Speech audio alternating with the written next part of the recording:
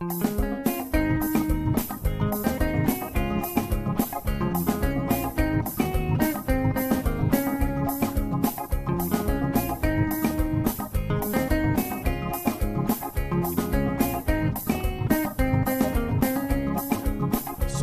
all the time is here with a cold heart true.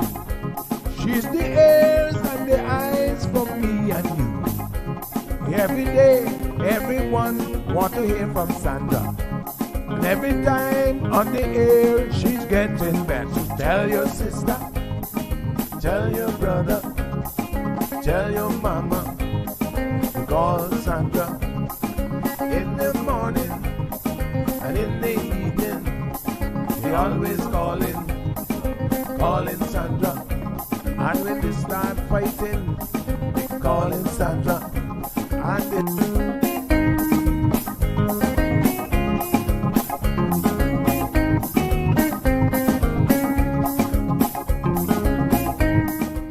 That's right, folks. Everyone is telling their mama about the cold hard truth.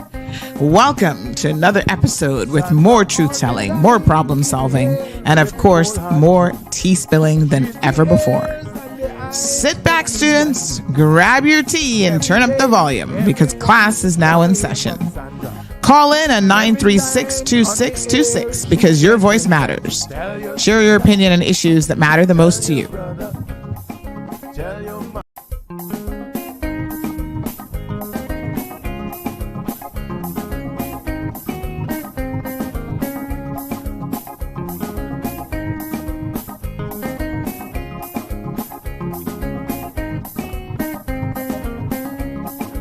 Sandra all the time is here with a cold heart true. She's the ears and the eyes for me and you. Every day, everyone want to hear from Sandra. And every time on the air, she's getting better. Tell your sister, tell your brother, tell your mama, call Sandra in the morning and in the evening. They always calling Sandra. And when they start fighting, they calling Sandra.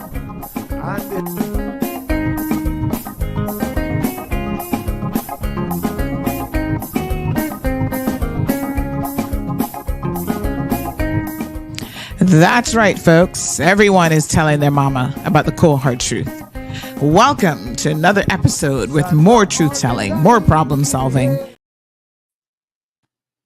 Hello, Sir Blake.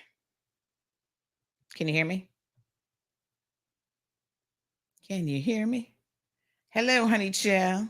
I think he has been muted. Hello, Blake. Hi. How are you? Good. Yeah. How you doing? All righty. Excellent. Yes. Excellent. We'll go in about 2 minutes here. Oh, okay, cool. You know what I was reading this morning? Mm-hmm. I'm always excited about the Olympics, which are coming up in July, by the way. Okay. The torch was just lit in, what was it, Greece? Olympia. Ooh. Traveling now will make its way in the next couple of months to all the way down to Paris, France, where the Summer Olympics are. Wow. But I don't know. Do you like watching the Olympics? Yes, I love it. Absolutely love it. This is going to blow your mind. Okay. All right. Every so often, they add a new Olympic sport. Oh, my God. Okay. And so there's a new Olympic sport. Mm-hmm. It'll be at the Summer Olympics for the first time. Okay. Actually, I need a... Can I guess? I mean, I know go ahead and guess. They were trying to add pickleball. Has it been added? Pickleball. Not pickleball. Oh. Mm-mm. Okay. Here, let me give you a little hint. I'm going to play a song. Okay. I don't see it here. One second. To all of our beautiful listeners. 1 second.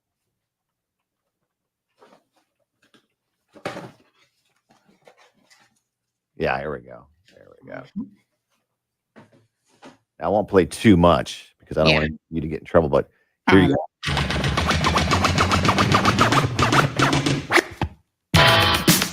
All right, what do you think? That's a classic.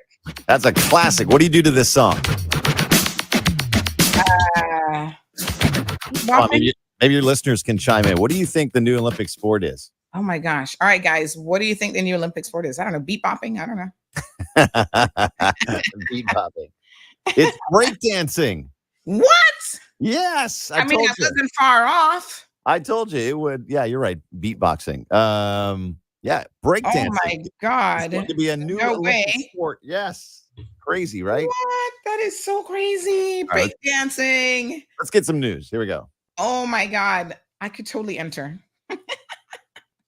Big news. I have some important news for you. Interesting news. It's Blake and Darren's Spilling the Tea with Sandy. K-Man's top news headlines of the day from CMR. All right, Sandy, what do you got for us this morning? Well, apparently breakdancing is a new Olympic sport. Breakdancing. Yes. You told me that news. That's amazing, actually. I think that's kind of funny. It's actually a real story. Breakdancing is a new Olympic sport and will be at the Summer Olympics coming up in Paris, France. There you go. Find out. You know, I'm thinking that we have a chance. Hold on. I'm doing the worm right now. Yeah. There you go. We have a chance at a gold medal, even at our age. Come on, we can do this. Hey, I did a lot of breakdancing as a kid. That's so amazing. And we put on shows for like our families and that whole thing. It was cool. Yeah. That's anyway. Cool. That's breaking news. All right. Well, I love it. I'm here for it. I really thought pickleball would have made it, but I know that that's being worked on. So maybe next time. Well, we'll see if it's still a thing in 2 years or 4 years when the Summer Olympics come back. You mean pickleball? Yeah, I mean it may just be a fad. It may not be around.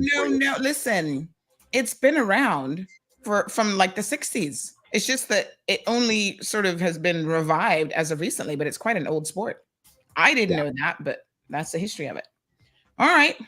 So, a probationary female officer with the RCIPS has been suspended from duty after she was arrested on suspicion of theft and aggravated burglary. 23-year-old woman from Bordentown was arrested in relation to domestic incident. She's currently on police bail pending further investigation. Oh, didn't meet the probationary period. Yeah, apparently not. Wow. Yep. Stress. Yeah, you got to be careful with these domestic situations. They can get so messy. It's so much better to just walk away, you know? All right. So good luck to that young lady. I don't know if she'll be keeping her job with the RCIPS, though. A Bordentown man has been charged with 4 related gun charges. This is a 29-year-old now. And the police say this is in relation to an ongoing drug-related investigation. He was formerly charged with possession of a controlled drug, intent to supply, possession of a controlled drug with intent to supply. That was cocaine and ganja, separate offenses, and also possession of drug utensils and possession of criminal property. He appeared in court on Monday and he was bailed with strict conditions, and he's expected to return to court on April the 30th. Don't do drugs, folks. Don't do drugs. Don't deal in drugs. Don't sell drugs. Just crack is whack. Exactly. Still true. So let me see what else we got here. Right. So a man received a 13-year sentence in prison for wounding. Sometimes the sentences, I mean, I sit there and I hear the logic of it, but I don't know. Anyway, Jonathan Woodhouse, age 29, was charged with wounding with intent to do grievous bodily harm after he attacked a man at Carib Cafe last May. It was ironically the same night that Randy Robinson was murdered. He's now been sentenced to 13 years imprisonment. He was arrested along with Sean Jackson, who has since been sentenced to 31 years in prison for the murder of Randy Robinson. Justice Marlene Carter said that the starting point for the sentence was 12 years in custody, but there were additional aggravating factors that increased it for him by 18 months. So it took him to 13 and a half years. She knocked off 6 months for some mitigating circumstances in his favor. Mm-hmm. He said that, what the defendant did was a very serious offense. And so he did it in a crowded bar at a birthday party, when a birthday party was in progress. And so, gone away for a bit. Unbelievable. All so, right. I mean, it's a pretty wild story. I'm going to send you the link because you should read it. It's pretty wild. Mm-hmm. Exactly what he did. So the courts are, I guess, doing the most that they can. All right, we got a feel good story for you. Don't worry. Yeah. Is it breakdancing? I don't think you want me to. I don't think you want me to start breakdancing at my age. Trust and believe. But I'm seeing that you are absolutely loving this. And Get a little dance. If you're watching at home on the online, you can see me dancing. yeah. But you gotta be able to get down to the ground and do all sorts of stuff. Oh my gosh, I'm thinking he's got a chance at a silver medal.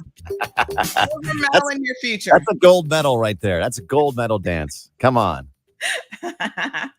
Oh, these young people though are totally going to embrace that. I can't wait to. I hope that part, because there's so many different events that like not everything is aired.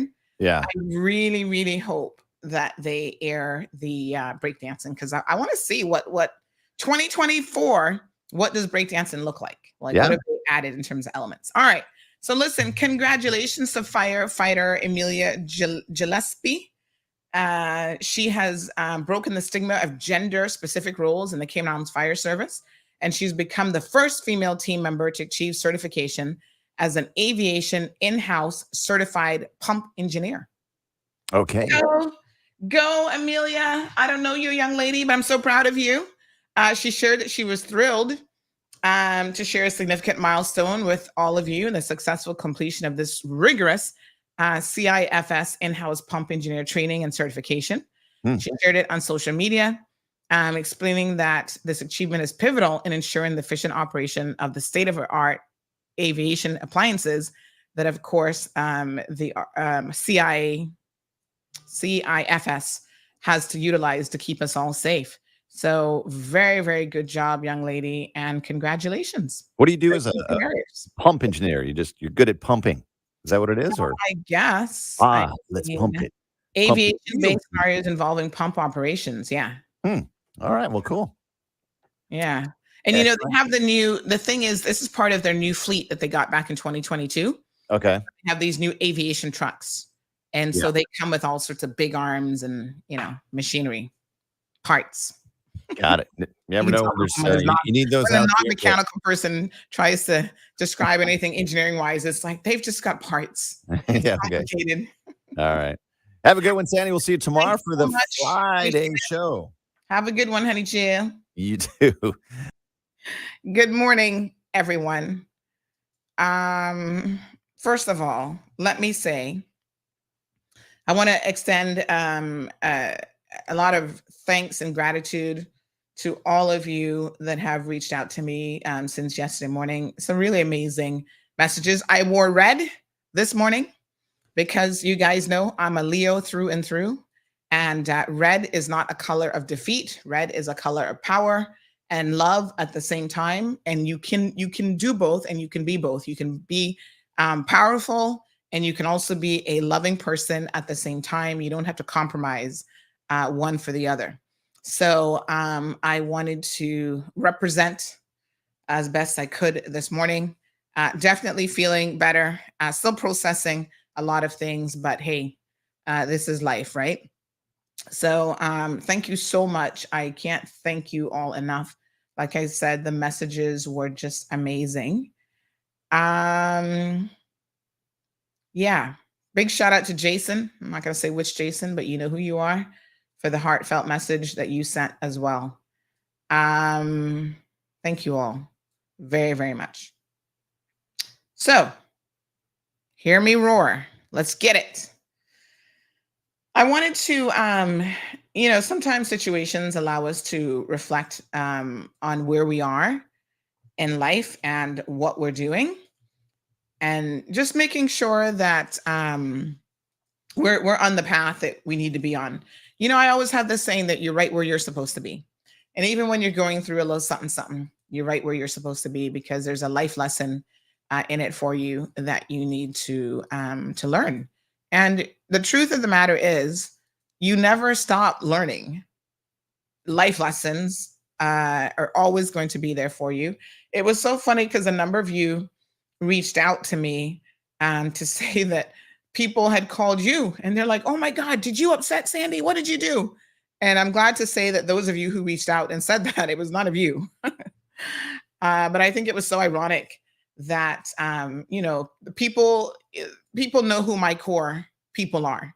And so they reached out to a number of them, even Samantha. Big shout out to Sam this morning. Sam called and Sam was like, people are wondering, what did I do to upset you? What's going on? I was like, oh my God, not Sam. So yeah, it's life lessons as we continue to traverse this physical realm. They will always be there. And so I am ever so grateful for everyone who really reached out to me. I appreciate it very, very much. Remember when I used to do the daily ohms, which were like a moment of reflection in the mornings, to really just center ourselves? I think that we're going to start doing those again because they were such good pearls of wisdom. And I think that there's good reason to inject pearls of wisdom into your life on a daily basis, some real positivity. So I've got some great news to share with you guys that I'm super, super excited about. I was actually trying to find another message.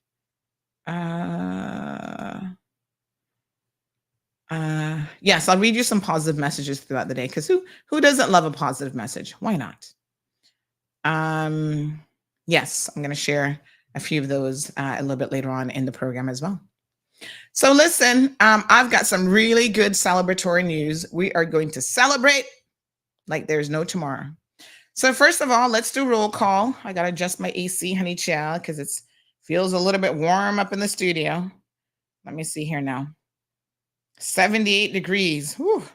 I can tell. Listen, once summer, and it's still breezy outside, but there is a we're unable to make your what? What did it say? We're unable to make your selection because of what? I think this thing disconnects from the Wi-Fi a lot. Connection issues. I got to tell Marlon about this. Honey child, we got connection issues when I'm trying to control it from the app. No bueno. All right. Let me go and manually adjust it. It says it's 78 degrees, but it feels a little bit warmer than that. Give me one quick second, honey chillin'. Gonna come right back. Listen to little beloved Isle Cayman.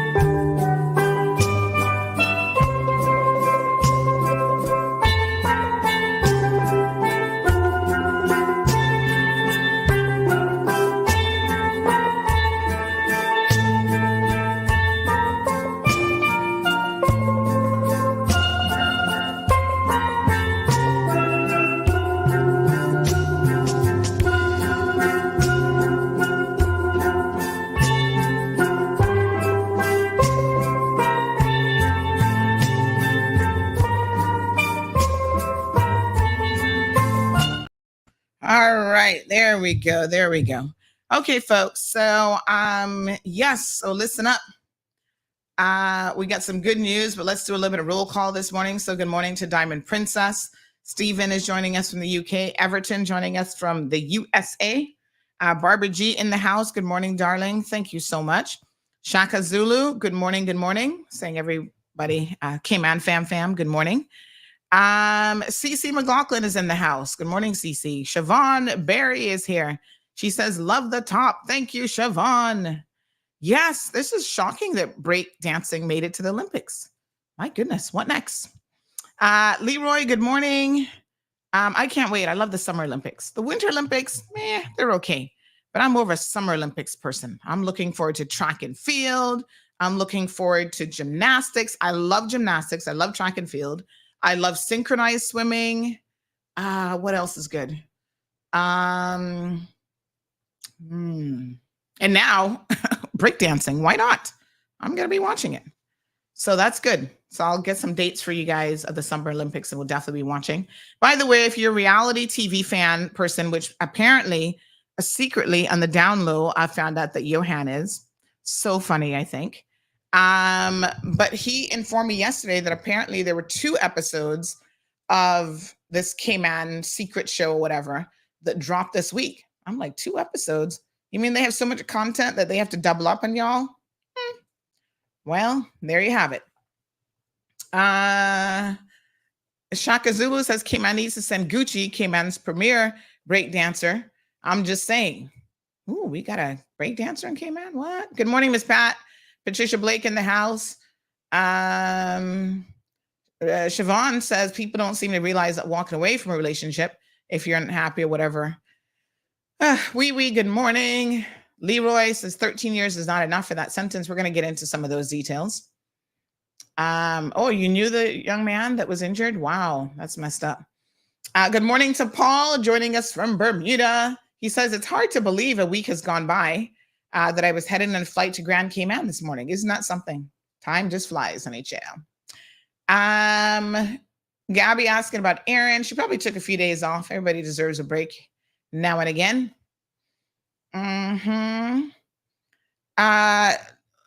Dean says, my phone keeps slow whining, if you know what I mean. Any suggestion I could try? Slow whining. I don't know what that means. Does that mean it's like spinning, like buffering? What's a slow whine? To me, a slow whine is a little bit of a slow whine to the right kind of music, kind of chill. That's a slow whine. So I don't know what else is a slow whine. You might have to clarify for me, honey chill. Miss Lucio says a very good morning. I love that too you're wearing this morning. It's the right one for today. Yes, honey child, we're taking our power back. Don't let anybody steal your joy. Oh, it's your birthday. Oh my gosh. Send a picture. Send a pic. We love to do birthday greetings. Alejandro, good morning to you. What's with you and the little alien emoji? Oh, Alejandro. What a hot mess. Paul says, simply put, Auntie Sandra, she's certified to spray the white stuff off of the red stuff. Paul works for the fire service in Bermuda. So he knows all the technicalities and he's given us a simple language, but we're going to do some congratulatory messages to that young lady here in a second. But he says, yes, that's the easy way to describe it. Oh my goodness. Good morning to Oscar. How are you, Oscar? I've not seen you in a minute. You look so handsome. What's been going on? Venice, good morning to you. She says, take those life lessons and learn from them in a positive way. Leroy says, but red does suit you. Ooh, thank you. Irvelyn is here. Irvelyn, you have got to stop with the AI photos now. Some of them are getting a little bit too sexy. I've been seeing them showing up on your Facebook profile. And I'm like, your husband is going to soon have some competition if you keep that up. Like, what on earth? I saw the one in the car with the legs showing and the bubbies. And I was like, a little too extra sexy there, Irvelyn. Good morning to Miss Sue. She says you look much stronger in red today. Thank you, darling. Yes, Alejandro. Miss Barbara Smith is here watching from the UK. So nice to see you, Miss Barbara. Pat says joy comes in the morning, right? So refreshing. Oh, Miss Dean says my phone spends time in Alaska. Freezing.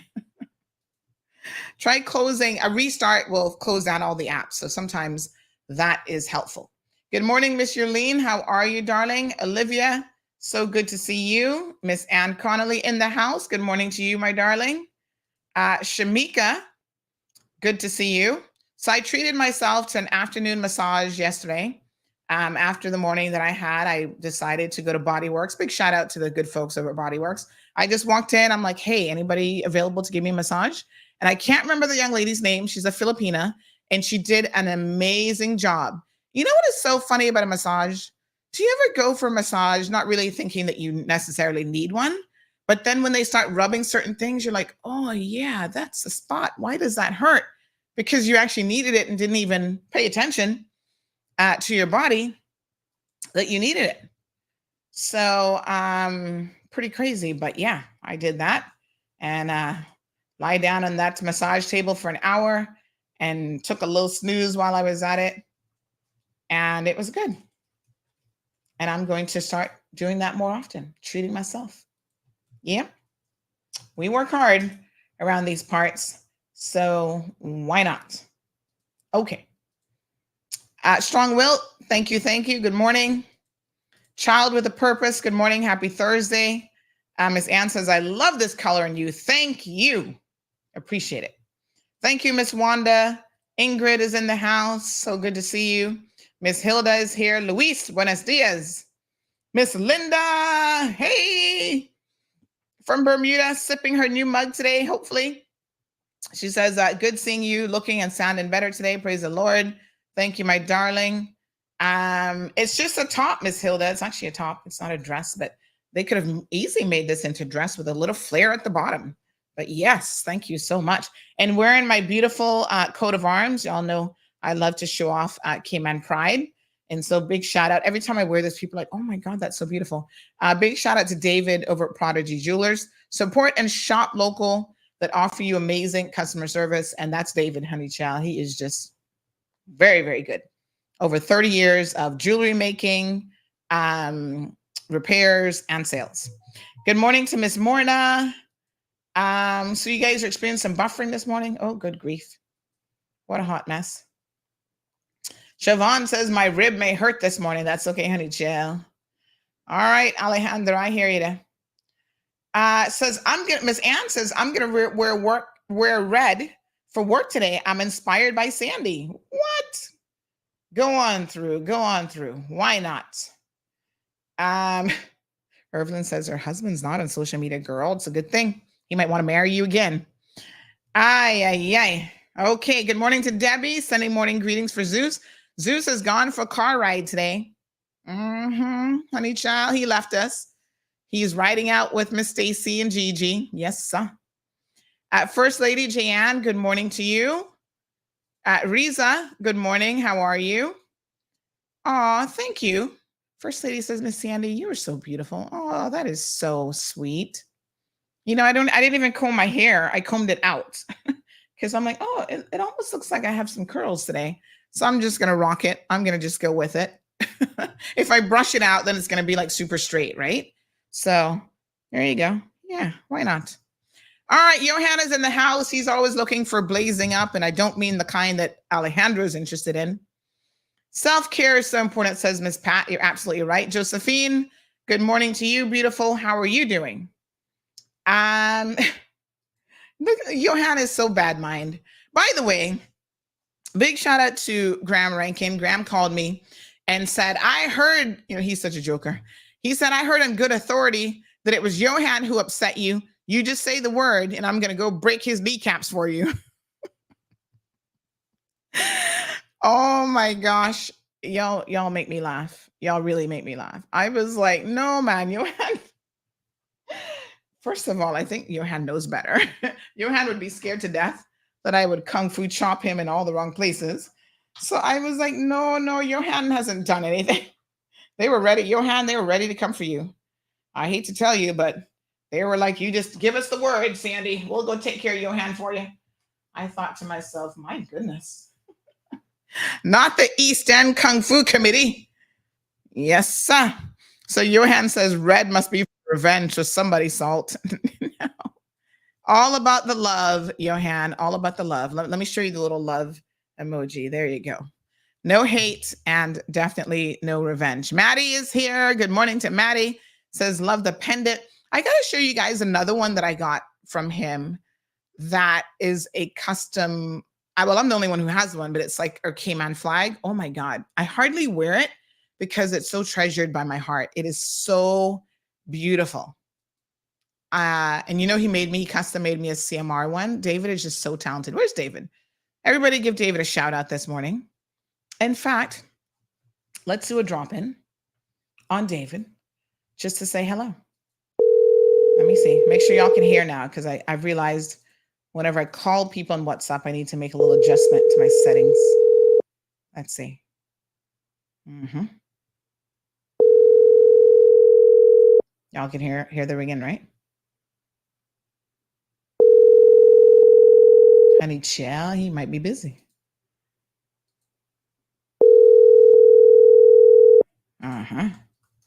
No answer from him. All right. We're going to call him and send him some love. Okay. We'll see. All right. See if we can give him a call back. Let's make another phone call.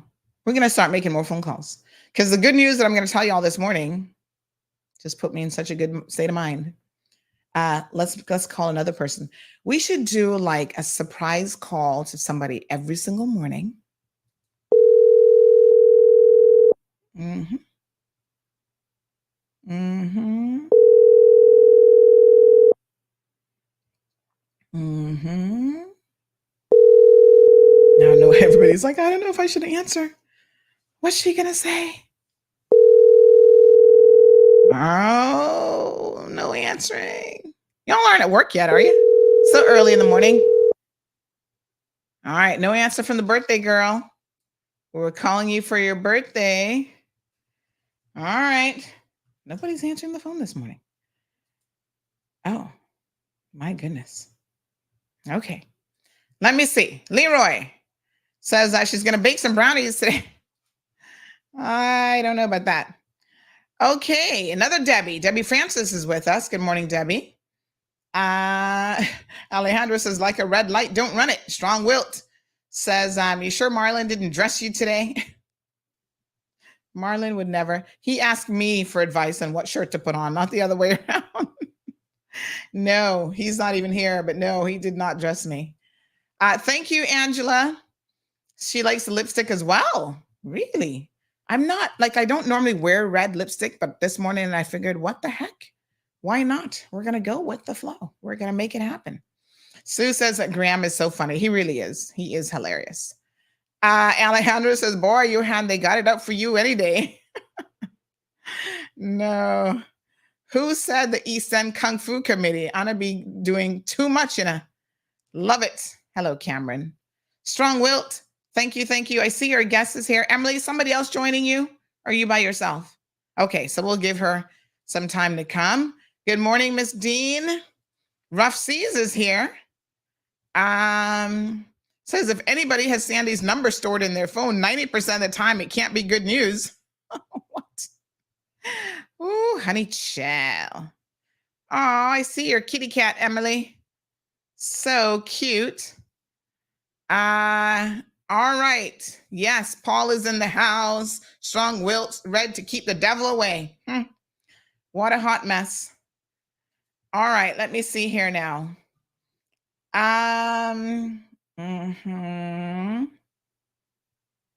Oh, let's see. This is I want to see. Let me see our daily Where is the gosh, they've totally updated their website. This week's inspirations. They've totally updated their website since the last time I was on. It's been a while. All right, let's read a daily today. This one is called Avoiding Negative Vibrations. Go to their website, dailyom.com. Phone call. Hello, good morning. No, but dialing. Avoiding negative vibrations. To protect yourself from taking on any negative energy from people or situations, we can learn to shield. This is what it says. All right, everybody ready? You got to be in a receptive mindset to take in these positive messages. This one says there are times when you may find that being around certain people or groups of people leaves you with feelings of discomfort. It may be that spending time with a particular friend feels draining, or that dealing with a specific coworker exhausts you. Being around toxic or angry people also is draining. And you may find that being surrounded by a crowd of people lowers your energy levels rather than perks you up. This is not that unusual. Each of us radiates energy and is capable of being influenced by the energy of other people. It is important to learn how to shield yourself so that you don't unknowingly take on someone else's energy.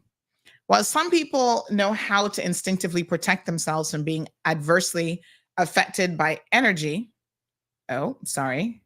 That's my alarm about my guests. Thank you very much, alarm. While some people know how to instinctively protect themselves from being adversely affected by energy, most of us need to discover and practice a technique that works best. There are a number of ways to avoid being affected by people's energy. Shielding is one preventative technique that you can use. Center yourself and envision being enveloped in a cocoon of loving and protective light. This is a little bit of just meditative energy here, right? So you just close your eyes and you envision it. Yeah. All right. This protective layer should allow you to consciously regulate the energy around you. The intent to shield yourself is all you need for this technique to work. You can even create a trigger word to assist you in quickly creating a shield. Say that word every time you create a new shield until the word and the shield become automatically associated in your mind. If you run into a person whose energy you find draining, you may want to cleanse your own energy field after your encounter. Sage, cold showers, singing, mineral water baths, spending time in nature, walking on the grass barefoot, people, and a simple break to recharge, all things to accomplish this. While it's important to know how to shield yourself from negative energy, there are other energies that you may not want to shut out.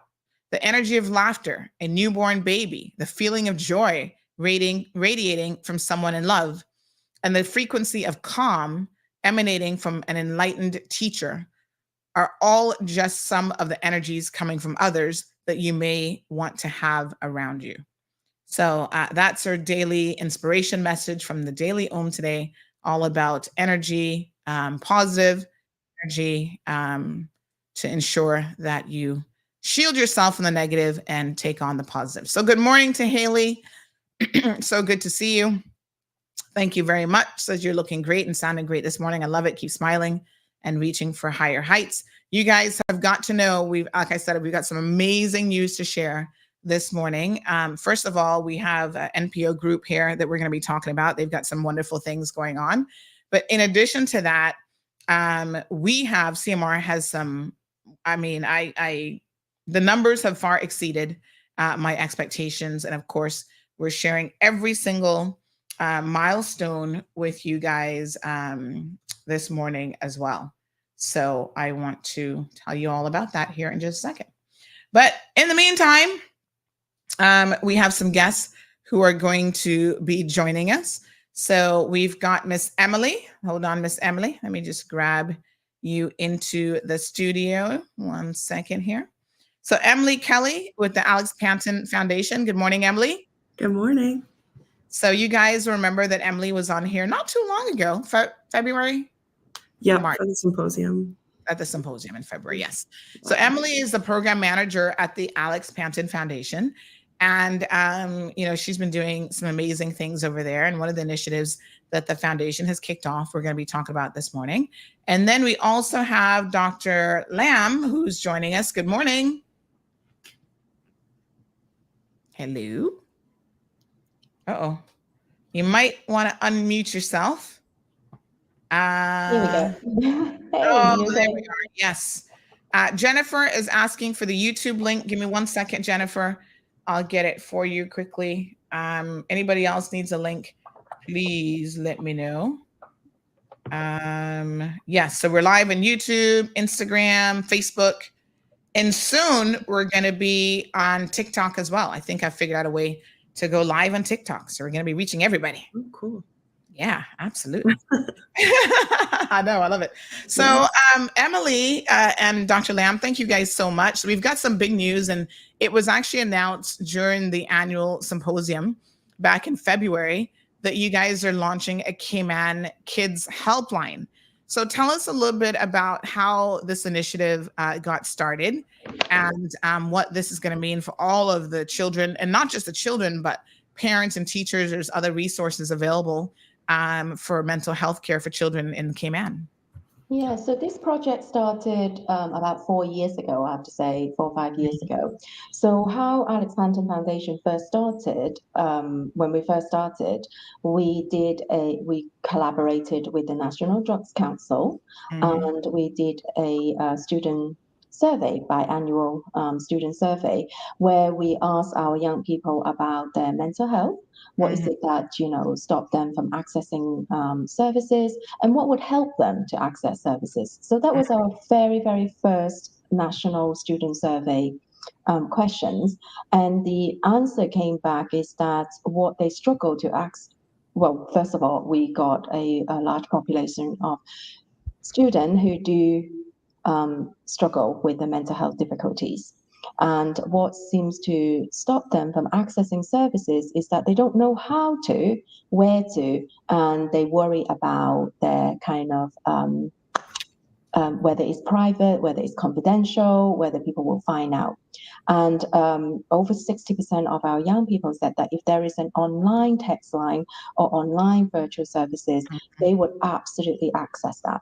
And basically, our board has, from that point, decided that we ought to provide some virtual spaces and text line, helpline in order to help our young people. And we collaborated with the crisis center at one stage, where because they have already had a child line existed before, and then Alex Panton Foundation kind of like took over, that, and now it's developed into Kids Helpline, where there is an online interactive platform where young people, parents, teacher, coaches can get information specifically to each topic. And also we got a text line where young people can text, or phone line where young people can call. Yeah. Well, this is amazing. We have to meet people where they are. I suppose a lot of people understand that, but this is one of those examples where if young people have given the feedback that, we need more available resources just online, that's the world that they live in, it's easy to access, then you meet them where they are and give them those opportunities. So let's walk through. We can certainly have a look at the website, Emily, and let's just walk through all of the elements of the site so that people can see it. So give me 1 second here. We're just going to pull it into the studio. So there we go. First of all, I love the design and the color of the website. It's absolutely beautiful, very, very kid friendly, just even from a visual perspective. So congratulations on that. And so you've got kids ages 5 to 12. You've got material in here for them, and teens 13 to 17. Parents, schools, resources. So let's walk through some of the different elements of the site. And then you also have apps that are available as well? Absolutely, yeah. And that's something I'd really like to highlight is that once people download the app, all of the content is available offline. So once you have it on your phone, you don't need data or Wi-Fi to access the materials, which is something from an accessibility standpoint that we're really excited about. Absolutely. No, that's fantastic. Wow. Okay, so folks, it's available in both the Apple and Google store. So it doesn't matter what phone you have, Samsung Biz phone or an iPhone, you can get the app. So go download it. And is there a specific name? I mean, I know if they go to the website, they can click here, but can they just go to their app store and look for, what do they look for? What's a quick search of Kiman Kids Helpline, it'll pop right up. Okay, wonderful. All right, so walk us through this. So we've got a section for teens, which we can access either from the top menu bar, or we can just click on this tab here. And then you've got age appropriate content for them, looks like. Absolutely. And highlighting a local artist, Michelle Bryant, who did some local illustrations. It's beautiful artwork. We're really proud to have some Caymanian artists represented in this project as well. So having it age appropriate for the kids section was really important, visually as well as content wise. So if you click like the worrying and anxiety category, you'll see that it breaks it down into different approaches about this topic. So, what is worry and anxiety? And it resembles social media very much so with the scrolling nature. So on the website, you'd click through versus once you're on the app, definitely resembling social media sites. You can just scroll with your finger. Yeah. Okay. Nice. Which we wanted it to be as user-friendly as possible. So we're really excited that it came out the way it did, and very proud of the team that put all the work together for this. Yeah. So you give them a nice little definition of what worrying is. I'm glad that you say worrying is a normal feeling Yeah. And that we all worry at different times throughout our lives as both children and adults. And it's a feeling we have when a situation is difficult or scary. Yeah. And then giving them some examples of some of the things that they could, that could cause them to worry. Yeah. So very, very nice. And then talking about anxiety, the sciencey bit, very cute. Yeah. So we thought it, especially for kids, some of them may just be a little stressed or overwhelmed with a particular situation. So we thought it was important to break it down that way of describing what is worrying, and then, kind of when does it mosey on over into being a bit of anxiety, and how do you recognize the difference and what those signs look like. So a lot of really helpful educational information pulled together by our clinical and education committee. Beautiful. All right. So then we can just go back to the home page. And then you've got other things like bullying, feeling sad, having difficulties at home. Yeah. We've got 7 different mental health topics for each category. So each category being kids, teens, parents, and educators. And again, making it user-friendly. And then it also has suggested content to encourage people to continue exploring. So we, of course, highlighted keywords. So if someone's experiencing bullying, for example, it's very likely that they may be experiencing some anxiety as well. So we keyworded some of those articles together so that it would encourage young people to continue to explore content and just stay curious and educate themselves as much as possible. Oh, this is so cute. I love the illustrations like this one, friendships and relationships, the 2 little girls. Yeah. Michelle did a beautiful job. Yeah, she's very, very talented. Yeah. Feeling safe.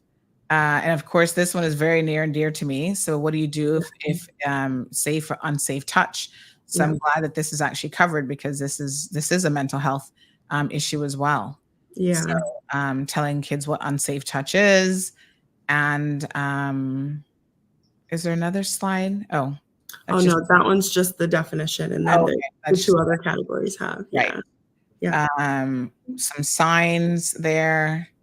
Very good. Thank you so much for covering this one in particular. All important topics, though. Of course. Very important. And with the kids and teens categories, it's as if it's speaking directly to them, versus with the parents and educators categories, it is more of how do you recognize the signs that a young person in your life may be struggling with these things, and to help them navigate that, to help support them, or, when is it kind of in a space where it needs more professional intervention. And of course, we have our resources tab with a list of those as well. Yes. So under the teen section, good coverage, everything from bullying, which a lot of teens have to deal with, depression, same worry and anxiety, domestic violence, as they start to traverse perhaps some teen relationships, neglect, a whole section on relationships, and then sexual abuse, again, also covered. Yeah. Very good. All right. So let's have a look at the parent section. So again, some similar topics, but these then provide resources for parents. Absolutely. Yeah. Just recognizing it, what might anxiety look like in your child or a young person that you care about and are hoping to get support for. Yep. And again, you can see the related articles down there as well, encouraging them to continue exploring. Because half the battle is knowing, right? Knowing what to look for, knowing how to support. It's one thing to say, okay, here are the signs, but if what do you notice that your child's struggling, what do you do? What's helpful language? What are tips? Yes. So that's definitely all there. And referring you've got the different agencies, safeguarding officer, MASH unit, family resource, and so on, that could be extremely helpful to parents who, again, are trying to figure out, how to help their teens. So this is beautiful. Okay. And then we have resources for schools as well, because this is like the trifecta situation where anyone, whether you are a teacher, a school administrator, another parent, if you see a young person struggling, you have to be willing to reach out, and perhaps you don't know what to do. So there are resources that are here and available for you. So Yeah. what can we help with? And then, again, the same categories that you're able to then explore a bit more. Absolutely. So Yeah. tell us a little bit about the number and how, if someone is struggling, a young person, how they can actually call. Sure. So for kids, of course, kids and teens are our target audience for the phone line and text line services. So if they want to speak with someone, a trained volunteer over their phone, it's 649-KIDS, which is 649-5437. If they want to use our text line services, it's kidshelpline.ky. But you can also, while you're on the website, the Let's Chat button up there at the top right-hand corner. Mm-hmm. So if you click on that, it'll take you to the page where if you're on a device, if you click the call us, it'll actually pop up with the number at the bottom where it'll let you call. Mm-hmm. Or if you want to access the text line, the Let's Chat, and it'll take you to the entry page of our chat. Of course, we're closed now. Our operational hours are Thursdays through Sundays, 3 p.m. to 9 p.m. So you click there, yep. And it's Nice. our volunteers are all trained and well vetted to ensure the safety of our young people accessing this resource. However, they're not mental health professionals or crisis intervention professionals. And that's a really important clarification point, that our helpline is purely a listening service and a means to provide a safe, non-judgmental space for young people to speak with someone freely. And of course, we encourage, if there are emergencies, to contact 911. And of course, we have safeguarding pathways in place if we do happen to have someone in crisis contact us, but really want to amplify to the public that it's a listening service. It can be really difficult for young people to open up to the people around them, or maybe even trying to figure out how to do that. The helpline is a really great place for them to start with. And let me just ask you a question here. Maybe this is more of a suggestion, but on this page, I was thinking, maybe since the hours are 3 to 9, but what if a young person logged on this morning and they just wanted to leave a message? Is there a way to say, okay, we're not here now, but if you want to leave a message and we can, follow up with you, if there's something that you wanted to share, that maybe they might be able to do that. Yeah, I think that's a great suggestion, but we're kind of mindful about, data protections and information governance, because we, like Emily is saying, that we are a confidential service. Right. So we don't really want kind of like information kind of left hanging like that, unattended. So we prefer to have young people contact us directly at the time that we can respond, immediately. But suggestion like that we can take on board and kind of think about it. And to be honest, like, what our aim is to extend the hours of services, right? So that we're there all the time. But right now we are covering those hours because of our resources being available. So I think we want to maybe use this opportunity to encourage our community to generously think about donating their time to become a volunteer. The more volunteer we have, the bigger, the more service provision we can put out there. I see. Another great suggestion here from our listeners. We're like a classroom. Everybody's making contributions. I love this one. That channel, yes, says, just thought another accessibility option would be providing a button that reads the words to you for kids who can't read. So that's a good suggestion. Yeah, we always appreciate hearing from the public of things, especially from an accessibility standpoint. So we can absolutely make note of that. Yeah, wonderful. All right. So the chat line available from 3 to 9 p.m. Thursday through Sunday. Hopefully those services will be expanded beyond that. But obviously I know that this is largely volunteer based, and you've got to sort of build up that database of available individuals. And then you've also have the phone line, and that again is Thursday through Sunday, same hours from 3 to 9. And it tells you the next time you can call is March service commence. Oh, sorry. That's okay. Wait a Yeah, minute. well, now that we're up and running, we could take that off. Yes, it's live. Because I was reading the 17th in my brain, and then I'm thinking, oh, wait, today's actually the 18th. Yeah. Okay. Yeah, gotcha. So Okay, people great. can call the 649 number 5437. Is that a toll-free number, by the way? It is for Digicel, and we're working on expanding it to all cell devices. So Okay, good. Because kids might not have credit and stuff like that yeah, to be able to call. definitely. All right. Love it. Love it. Love it. So, again, another amazing initiative from the Alex Panton Foundation. You can find out all about the Kids Helpline. Download the app, parents. This is a good opportunity to do so now. Encourage your kids, like talk to your kids about this. Let them know, hey, there's this new Kids Helpline website. Here it is. And allow them to explore it. They may need it and not necessarily come to you. And if they know about it and they know that it's available to them, then it becomes an amazing resource for young people. So I would personally encourage, everyone to review the website, look at it, parents, school administrators, kids, let your kids have a look at it and share with their friends as well. If I can, I'd also like to add that I mentioned our volunteers are trained, so they go through Samaritan's training. And I'd like to take a moment to thank K-Mind, which is the adult mental health helpline on island.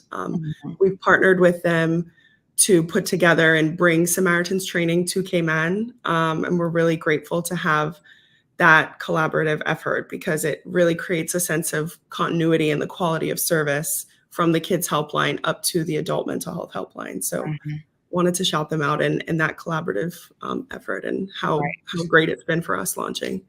And then I also see here that they went through an intensive training that was also facilitated by Simon Dwyer. Correct. Yep. The resident trainer for Befrienders Worldwide. Yeah.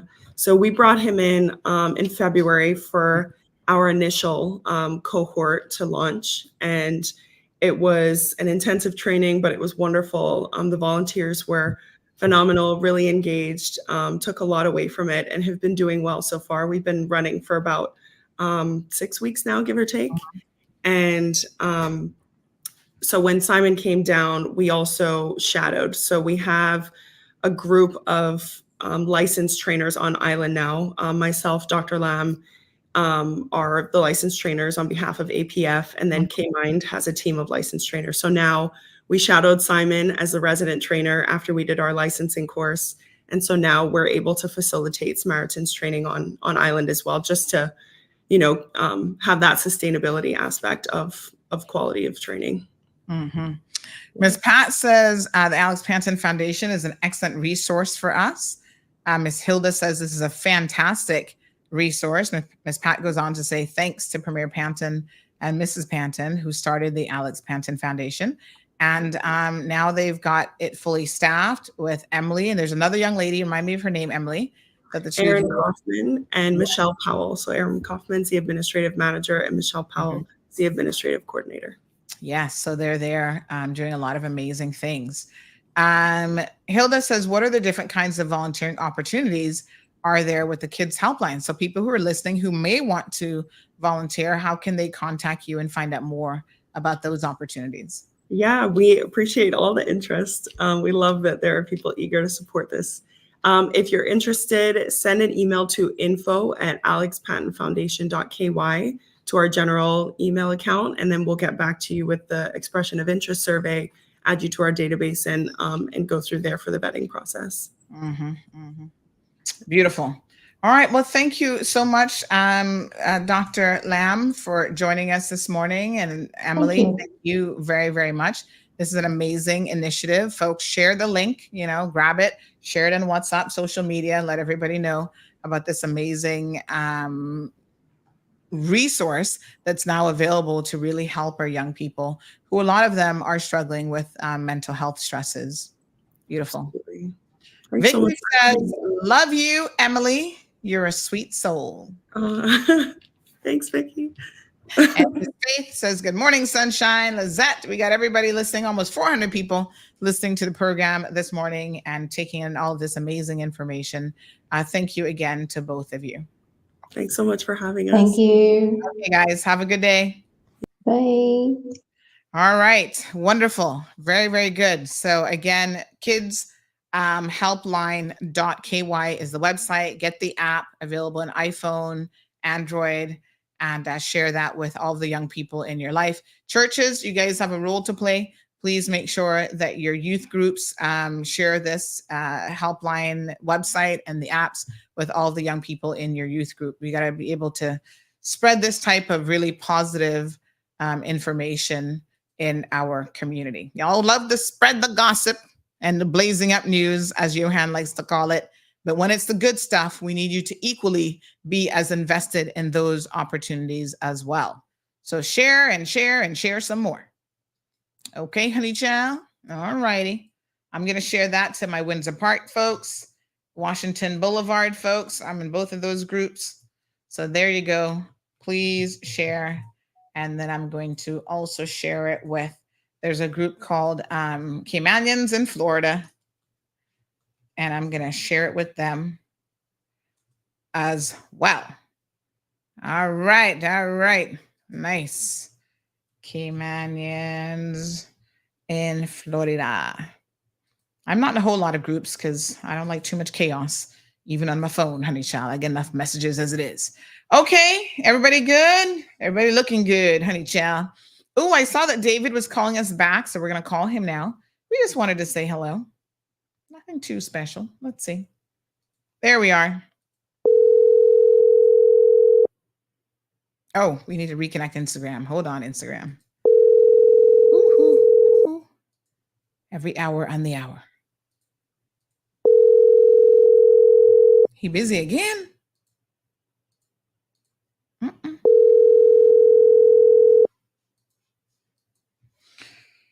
Where is he? He one of them people. Ran off from the phone already.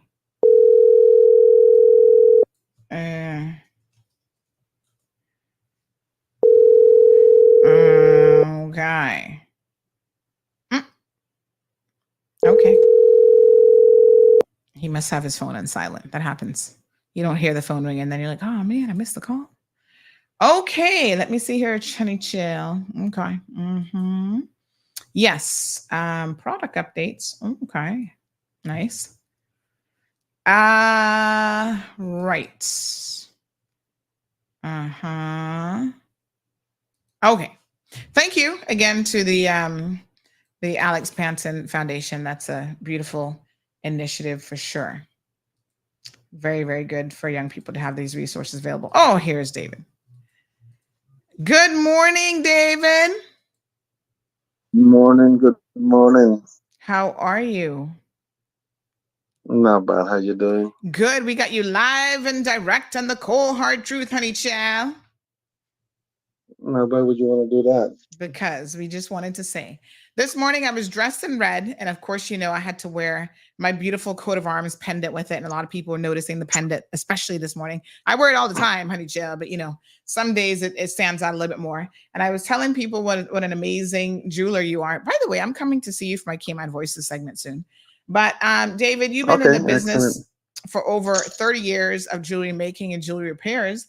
And in the mode of positivity that we are just putting out there this morning, I wanted to say a special thank you for the beautiful pieces. I know you've done a couple custom pieces for me. Well, one custom piece, but then you always add a little tweak, a little extra something to the ones that I get. So this one there's no other one just like it. So thank you so much. And even remember the Cayman flag that I have? That was the only one that you did.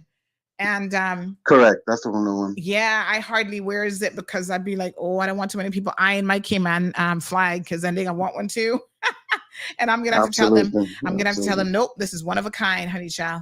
But of course, David makes one of a kind pieces, so you know you can commission him to do those for you. But thank you, David. We just wanted to say thanks. No, you're most welcome. That's for sure. You deserve it. You know, you're doing a great job as well. I keep telling you that. You know, so you keep it up. Yes, absolutely. So Cheyenne says David is the best. Soon visit his store. Yes, roll on through, folks. He's located there in the village. Come on through. Yes. Come on down. Yeah, for sure. Lots of beautiful holidays coming up. We've got Mother's Day, Father's Day. Listen, you don't need an occasion to give the lady in your life a little something, little earrings or whatever. And David has a really nice selection of things. So just wanted to do a little shout out to you this morning, David, and say thank you. Thank you. Thank you. I greatly appreciate it. Thank you. All right, my dear. Have a good day. Have a blessed day. Take care. All right, dear. Okay, bye-bye. All right, folks, go and check David out. Yes. All right, let's see who we've got. Miss Pat. So let's get involved, K-Man. Volunteer, mentor, our community needs you. Absolutely, Miss Pat. I mean, this is a good opportunity to talk about, just there's a lot of amazing organizations, NPOs in our community that could use you. And listen, there's something for everybody. If you're an animal lover, there's a few animal charities, the Humane Society. There's One Dog at a Time. Just trying to make sure that's the right name. Yes. That they do a lot. Yes, One Dog at a Time. So, these organizations have a lot of amazing things. They're always putting on events. They do fundraisers. So, if you want to volunteer, One Dog at a Time, ky@gmail.com is their contact information. And they're also on Facebook. There is Big Brothers, Big Sisters, which is now, they've rebranded. And I have to tell you that I cannot remember their name. Sorry. I'll find out. They have a new name, a new branding and everything. There's, lots of kids organizations that you can get involved in. So there is something for everyone when it comes to NPOs. Do we have an NPO for seniors? We have the Dementia Association. I'm sure Ms. Dorothy would love to hear from you guys in terms of volunteer opportunities there. There's lots of stuff that you can do with children, with adults, with seniors, with dogs and cats, and, just get out there. There's a lot of environmentally based NPOs. So you can go out there and do cleanups one-to-one. Thank you. I couldn't remember what Big Brothers, Big Sisters was renamed, but it's now one-to-one. So go out there and find out about these amazing nonprofit organizations and give of your time, right? That is how we ultimately give back to our communities and help our communities grow and be stronger day by day. Morning, Miss Stephanie. Cheyenne says, yes, his work is amazing. Contact information for David, please. Oh, yes. Let me see here now. So the name of the business is Prodigy. And he is located in the village. Hold on one second. Let me get it for you, honey child. Free delivery today. Oh, look here. Give me one quick second. 4,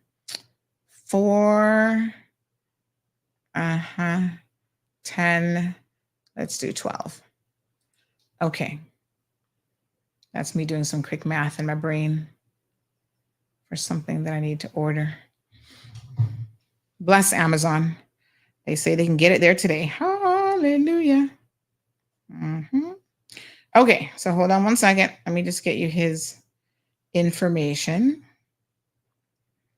And then, yes, we can share that with you. Okay. All right, so Prodigy. So it's Prodigy Jewelry Designs and Repairs is the Facebook name. And their contact number 749-7647. Sales at prodigyjewelry.ky is the website address, or the email address, my apologies. And I think they're on Instagram as well. So they do everything, cleaning. And listen, he's so good. I'm going to tell you a little something that I've witnessed for myself. Sometimes when you buy, so-called high-end jewelry, right? So you go to the Kirks and, Kirk Colonels, and you buy all this really, I don't want to say overpriced jewelry, But if you do any research on the jewelry market, you'd be surprised what they make this stuff for. It's like pennies on the dollar. And then there's a lot of profit margin built into it. But you go and you buy these pieces, right? And then a little piece and the link comes out, or it breaks or whatever. And they're like, oh, we can't fix it for you. You know, you have to buy a whole new one is what they want you to do. I tell you, I've been in his store and people have come in and said they were told by the people that they purchased the jewelry from, there's nothing you can do. We can't fix it. Yada, yada, yada. Oh, Swiss made and blah, blah, blah, blah, blah. And David has a look at it and he fixes it. He is that good. Don't let nobody tell you when it comes to jewelry repairs that it can't be done. Let David look at it first. So he does jewelry repairs.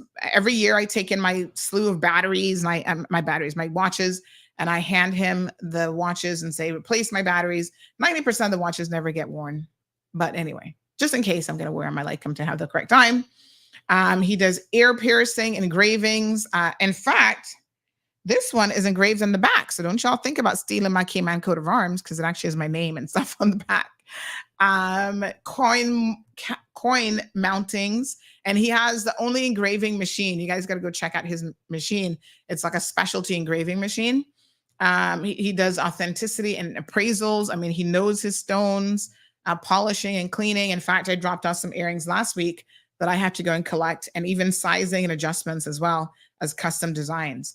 So here's let me give you all the Facebook page. Go support him. And most importantly, David is a Caymanian who has put the time into his craft.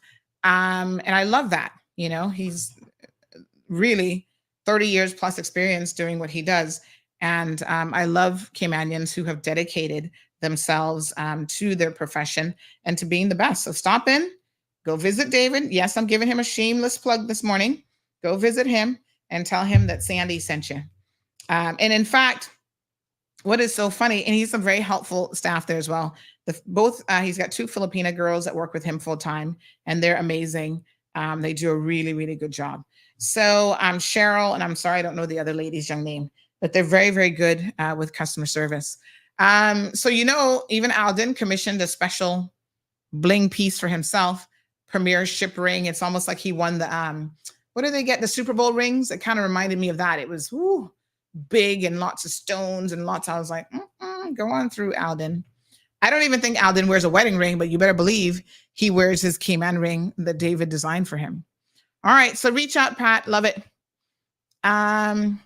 So Gabby says, when you're able to go live in TikTok, I want to be one of your first mods. Well, honey child, you've already lost me because I don't know what the hell a mod is.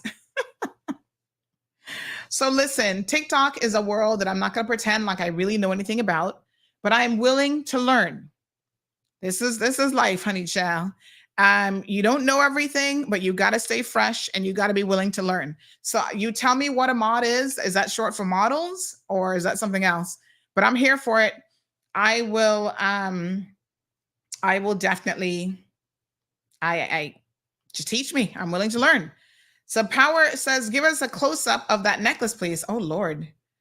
Y'all might think I'm trying to brag, and I'm not bragging. I'm trying to give David his props. So hold on, moderator. Oh, and what do you do as a moderator? Short for moderator. Thank you, Delcy. You up on the times, honey child. Oh, it's to block, mute, and pin comments. Oh, do I really need a moderator? We have TikTok, but I don't even, is it TikTok that we're on? I think so. I just post stuff occasionally, but I hardly ever go on it, to be honest. But I'm going to do better for 2024. All right, hold on. Let me see if I can zoom in the camera a little bit. What's the symbol for zooming in again? Oh, here we go. I can manually do it. Okay. Can y'all see? Now, what he did with this piece is he actually added, because one time I lost it. Did I tell y'all the day I lost it? I was so upset and it was lost for a little while. So he was going to get me a new one. But then I found it. It had fell in my bag. And so what he did was, because a little piece came off here, that's why it fell in my bag. So he reinforced it for me. And he's added this little hook here. This is the part that is unique to me. He added this little hook here with diamonds, honey child. But isn't that beautiful? Let's see if we can zoom in anymore. Y'all getting a good look now. Look at that. Isn't that gorgeous? He has founded it upon the seas. And then, like I said, you can actually get it engraved. I do have mine engraved on the back as well. So yes, it's beautiful. I must tell you, it's absolutely gorgeous. Thank you, David. I love it. Oh, that was close. This is the new gimbal camera that has some serious zoom power. Okay, you just press down on my username and it gives you the option to make people mod. Okay, I'll let you know. I mean, I don't even know what's your username. I mean, okay, I'm gonna get in the TikTok frame of mind. Christopher says, yes, it really is a beautiful piece. Power says, wow, amazing. Y'all need to see the flag that he did. Oh my God, David, when I tell you this man is talented, I'm not lying. Not a word of lie. He is very, very talented. But I hardly ever wear the flag because I'm like, oh my gosh, I love it so much. Okay, call David. Give him a call, honey chill. All right. So here is a bit of good news. Does David do assessments? I need a ring evaluated. Yes. Yep. Give him a call, honey child. Yeah, he's qualified. I don't know all the technical qualifications that he has. Does he engrave on pens? Oh, I'm not sure, but I would think the engraving machine, I guess it has to be like a certain surface, but oh God, a little dog is out missing in Prospect or out on the road, and somebody said, this dog looks like crap. I'm so angry. Oh my goodness. Hold on a second. We'll come to you, honey child. Give me 1 second now. Aw, poor little puppy. My goodness. Y'all gotta do better with your dogs and stuff. This one looks scruffy.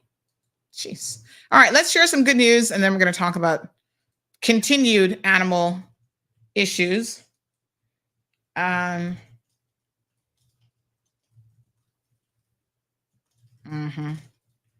right, honey child. Don't worry, we're coming to you. We're coming to you. Okay, so let me just see here now. Just sending this link to somebody else. Okay, very good, very good, very good. So got some good news. Yesterday I got to see the Tower Marketing report. Now, this report is available. We're gonna have Miss Lynn on. She's actually very shy about this kind of stuff. She doesn't want to seem like she's like self-promoting or, listen, come and self-promote. Sometimes that is necessary. Where's my back scratcher? Quite literally, if you don't scratch your own back, who's going to do it for you? I'm just saying. Nobody here to scratch my back right now. So, got to get my trusty back scratcher out and do it myself. Oh, yeah. And it feels great, by the way. Ugh. What is it with scratching that once you start, all of a sudden you're like, oh, yeah, I need to go further down. Oh, yeah, in another area. Scratch your own back, honey child. Be your own chorus sometimes. So it's the consumer survey report.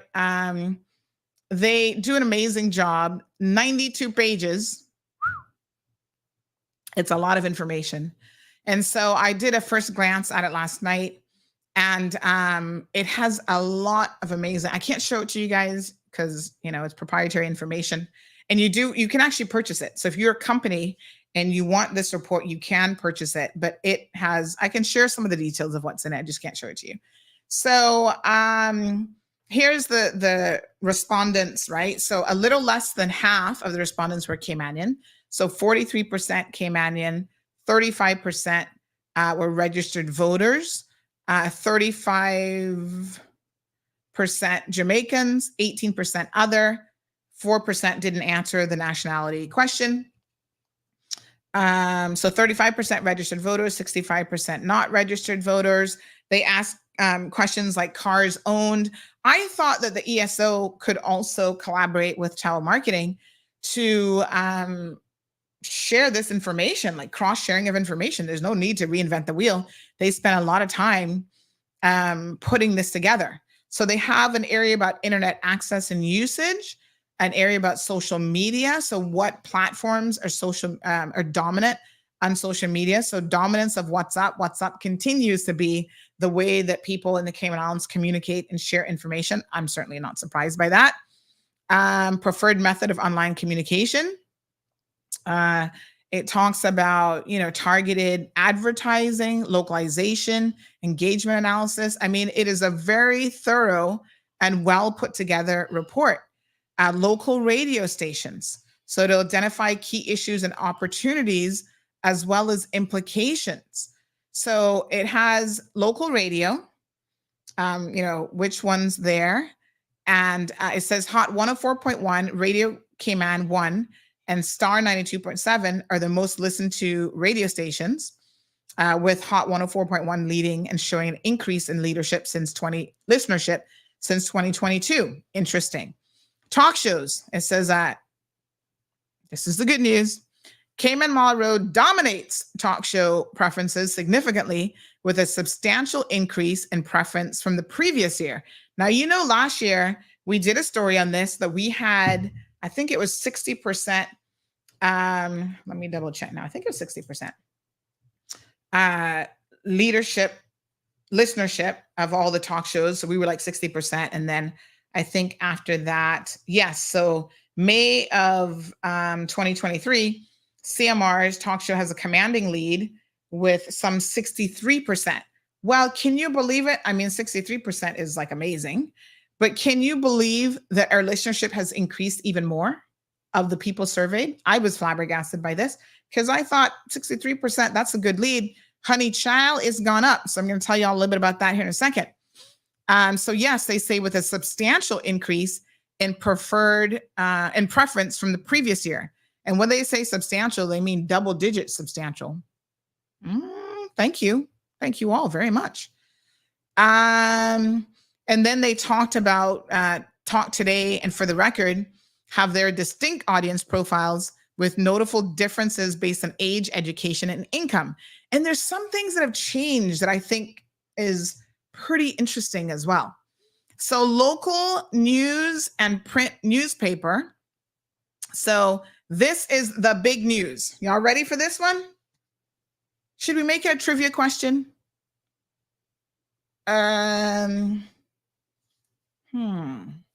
What's in my goodies basket? When I can't think of anything else, I'm just like, just give them a gift certificate. All right. I want y'all to guess. What is the big news that even I must admit that I was surprised by in this report? 936-2626. Do y'all want cash or a gift certificate? Yeah, you can always use a gift certificate to the grocery store, as far as I'm concerned. Price Right, Foster's. By the way, the person who won the last time, I haven't forgotten you, but I need to get by the station to drop off your certificate for you. Somebody went to jail. I'm pretty sure that would not be in a consumer report. All right, tell me, what do y'all guess it is? Tell me, what is it? Yes. Shaka Zulu says, typical Caymanian trait, unwilling to self-promote when in fact, oftentimes is very deserving. Yes, David is very deserving, and many other businesses in Cayman too. Good morning, caller. Is it that newspaper readership has increased? Say that again. Is it that newspaper readership has gone up? Well, you're in the right game. You're on the field. But you need to think a little bit more specific than that. So let's give somebody else a chance. But you're getting there. Call back if you think you might have guessed it. But definitely getting there. Good morning, caller. Caller, I don't know what's going on with your phone, but it's giving me some kind of echoey sound. Hello? Hello? All right. When y'all call, make sure your radio is turned down and you're ready to go. Hello, caller. Readership of Compass has increased since making it free. No. So, of course, keep in mind that the Compass just did that. These results would be from 2023, so that might help you. But no, that's and now we know why the Compass has decided to make their paper free, because I think probably the DART organization got a little wind of the results before they were official, and we now know why it's free. Who else calling me, honey child? Somebody calling me on my other phone. All right, let's answer it. Good morning, caller. That's a good morning. Is it that Cayman Mall Road WhatsApp has dominated the news media? Not quite. You're getting closer in a way, but not quite. Thank you. Not directly related to WhatsApp. Good morning, caller. Good morning. Could it be that your audience has surpassed the compasses? Yes. Ding, ding, ding. You are a winner. Yeah. What would you like? Cold hard cash or a gift certificate? Girl, give me the cash. All right, honey child. Hold on one second. Let me just take down your number. So yes, this is amazing. But Cayman Mall Road has overtaken the Cayman Compass as the primary news source. Oh my God, I couldn't believe it. Wow. I know. I was like floored when I saw that. I thought to myself, oh my God, a 50-year-old newspaper, and we're just like babies in the world of news. We're just getting started, but we have done it. Congratulations. Thank you so much. And so we're going to look at some of the exact figures here this morning. Let me just get your note. Okay, I got it. All right. I will message you later on about how to collect your money. All right. Thank you, Ms. Sounds Sandy. wonderful. And congratulations. Thank you. Yeah, she is spot on. Cayman Mall Road has overtaken the Compass as the primary news source. And honey child, quite interesting. Here's a couple other nuggets. Print media has seen a decline in readership, with younger audiences gravitating towards specific publications. I don't think that's any surprise. What else? Oh, talk shows. It says here the implications. Advertisers and marketers should consider Cayman Mall Road for reaching a wide audience, while Talk Today and For the Record may offer targeted opportunities based on demographic specifics. It's very, very interesting. So they give you key issues and opportunities, and then implications, and then they actually give you the numbers. So they talk about traditional media, Flow TV, Logic TV. It's a really, really good report. And if you need to know stuff about demographics and marketing and preferences and whatever, I think all of you should purchase this report. I don't know how much it costs, but this is such valuable information to me. So here's one about demographic preferences about travel. Those aged 35 to 44 are more inclined to travel, indicating this age group could be a prime target for marketing campaigns. The information is very, very valuable. Good morning, caller. I felt like that was a trick question. We all know that your viewership won't go up. No. But listen, this is the distinction. The talk show, yes. I mean, I thought we would hold our position. I didn't expect an increase in double digits. But to be honest, the Compass has always edged us out with readership, right? So for them to say that we have actually overtaken the Compass as the primary news source, to me, that was like shocking. I was like, what? That's pretty impressive. Anyway, I was really calling back just to congratulate you and wishing you all the Thank best. you. And Cayman Mall Road needs to be bigger and better for next year. Absolutely. And it's an election year, so we definitely got it coming, honey chia. Oh, and I got my popcorn waiting. Thank you so much.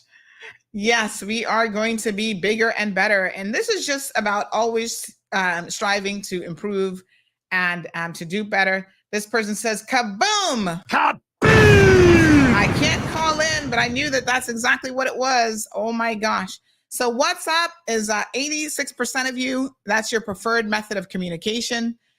They talk about like your online communication, Facebook Messenger, email, everything, all there.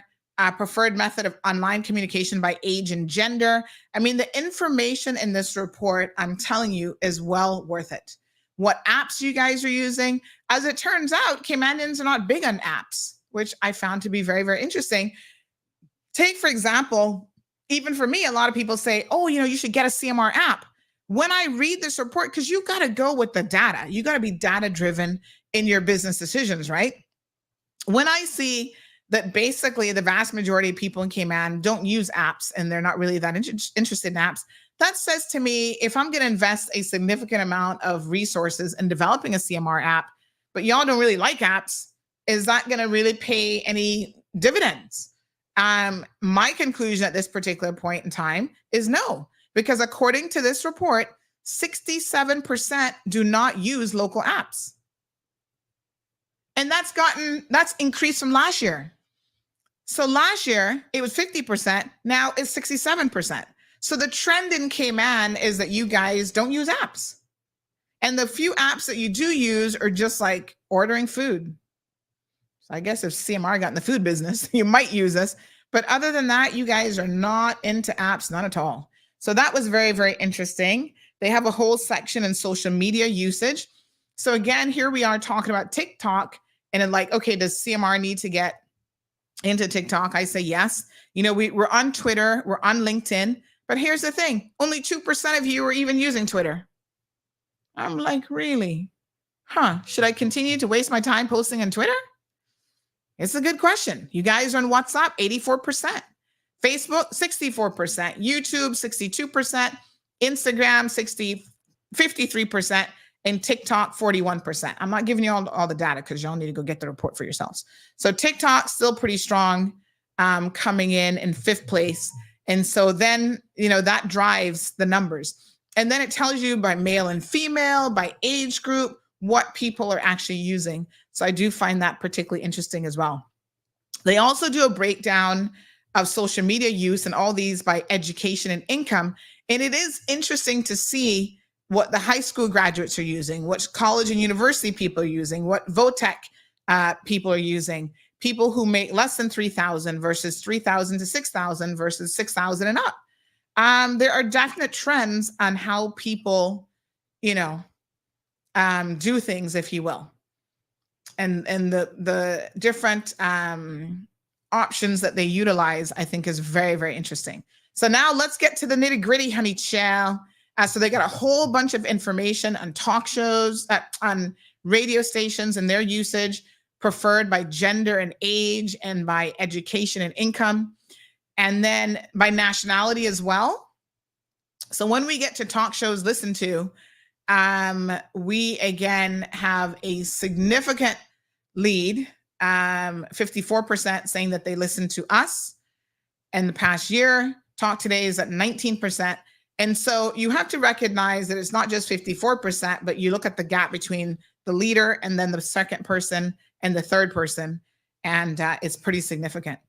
So they break it down again by gender. So Cayman Mall Road, I find this, this isn't any news to me really, but it's almost split even. And I think I've mentioned this before.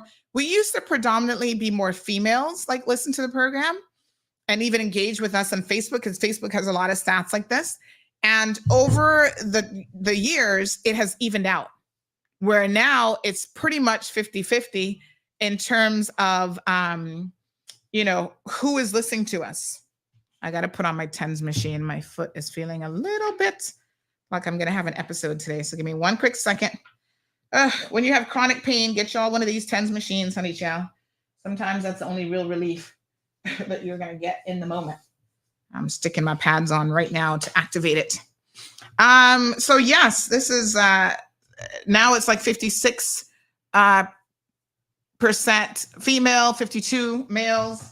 And again, that's pretty close when you consider the margin of error. And so just about, I would say just about 50-50, which that wasn't really a surprise to me because I've seen those stats in other places as well. All right. Age. Yeah, the age, even the seniors listening to us with, you know, good, solid numbers there. I must tell you, I was very, very pleased. A big shout out to all my seniors out there, 55 plus. You're not seniors. You're still young and spry. And then they have it broken down by nationality. So, you know, we're pretty even nationality wise, which is so interesting. So they have it by district. Big shout out to my Georgetowners, Boston Towners. They're pretty close, neck and neck. Who's listening? West Bayers are up there as well. North side. Little Cayman and Cayman Brac, less so. And I think really that's because we need to get Bobo over the Brac. Because, yeah, we can't just have them rely just on social media. So I'll talk to the people over at DMS and see what we can do about extending Bobo to the Brac, because I think that's a necessary thing. Sure. Okay. Caymanians, Jamaicans, and other Caymanians neck out 57 versus 52 versus 48%, necking out a little bit, but that's pretty even keel. Like there's no significant dip between the Caymanians that listen, the Jamaicans that listen, and the other. We really appeal to, I think, a good cross section. So when it comes to, this is the big news as well. When it comes to your preferred talk show, so the question was, what is your preferred talk show? 72% of respondents said Cayman Mall Road. It's the cold hard truth, but everybody knows that it's Cayman Mall Road. So 72% said that's their preference. The next person in line was Talk Today at 14%.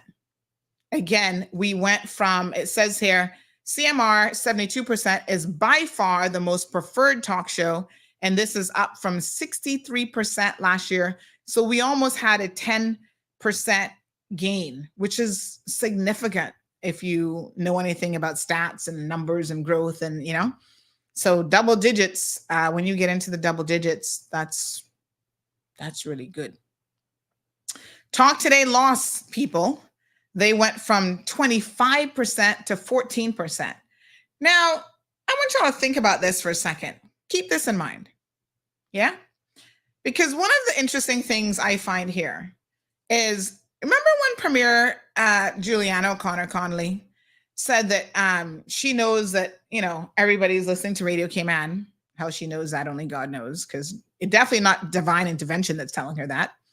But she says, everybody's listening to Talk Today and they've got all the, listenership and, she just wants to give them more money because they're doing such a great job. The truth is a very different situation. That's political nonsense and pandering. The numbers have said, especially with Talk Today, the talk show, for the record, even worse. But Talk Today lost listenership from 25 to 14%. What's the difference there? Can somebody do the percentage decrease for me? That's 11% difference, but percentage decrease, hold on. Percentage calculator. So they went from starting value of 25% and they went down to 14%. That is a 44% decrease. That's significant. That's not, like I said, I don't know where she gets her information from, but we know it's not CMR because the information not right. That's all I can tell you. She's confused. And that's the government's money. CMR is funded privately, my money. She's using your money to put into an initiative that she claims is reaching the people's needs and doing such a great job. And yet they've had a 44% decrease in a single year in their listenership numbers. I'm going to leave that there. Y'all ruminate over that. Then they do the profile by male and female age groups, high school. I'm trying to think from the previous years. I have to go back and look at last year's report. But again, CMR, 59% male, female at 41%. So this is shocking because in the past, it's always been more women. So come on through, men. Y'all doing a good job. And then our age demographics is pretty much the exact same from 18 to 34 and 35 to 54. But we're going to have, I'm not going to go too much deeper into this stuff because we're going to actually have Ms. Lynn Biles come on and she's going to explain the numbers because she's the expert, right? So she's going to explain the numbers. The final thing I want to say is in terms of local news source, it says that Cayman Mall Road at 62% has surpassed the Compass at 54% as the primary local news source for most participants. And that, folks, is to me like amazing. And I don't do it alone. I want to thank my small but mighty team. I want to thank Renee. Hats off to Renee. I want to thank Misha, who helps out with some of the social media posts and keeping on top of messages.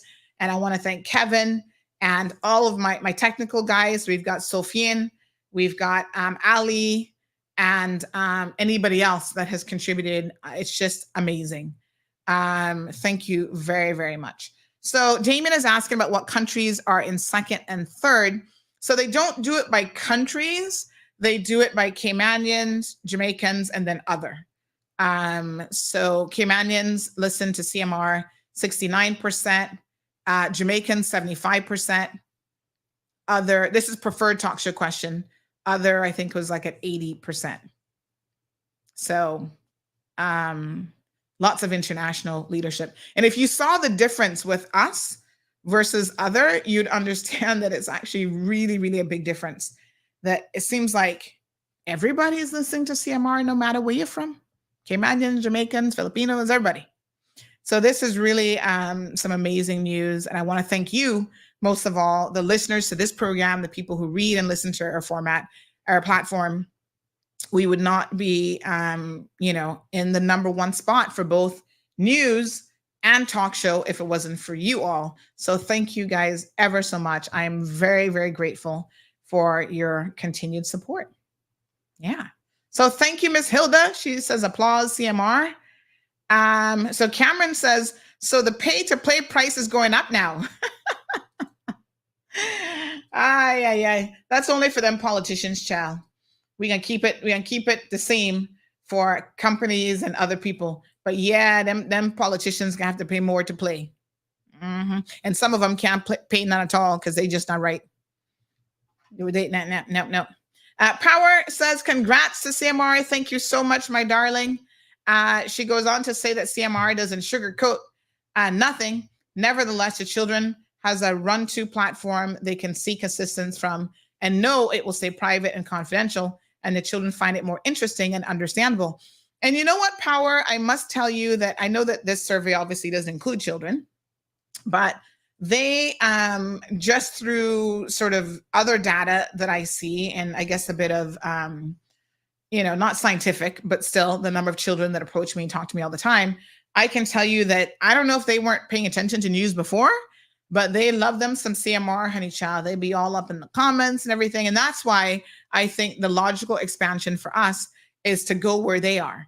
And I know a lot of them are on Instagram, but they're also on TikTok. And so we will continue to do our best to expand our platform reach on all of the social media platforms that are relevant here in the Cayman Islands. Thank you, Lily Boo. Lily says, congrats. Pat says, say it again. Data-driven decisions. Are you listening, leaders? Ooh, honey, chill. Can I just tell you? We can only pray that they are listening, but I don't know. Yes, but this concept of data-driven decisions is so critical. It's why we're missing the mark, even with education. I'm still waiting on some information to kick off that conversation, folks. But we just, oh, Lord Jesus, we are failing in education. It's sad. El Ray says, but CMR wouldn't be on top without crowdsourcing. Us, the regular listeners. That's right. I like how he used the word crowdsourcing. Absolutely. You guys you're the real goat. Yes, goat. Yeah. Is it goat? Yeah.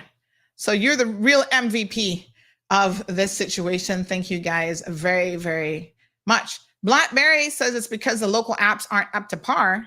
Interesting. Enough feelings getting hurt next election. Thanks, CMR. Ooh, Cameron, you make me laugh. Can I tell you? I don't even know Cameron, like no Cameron, but Cameron's comments are always a chuckle and a half. Trust and believe.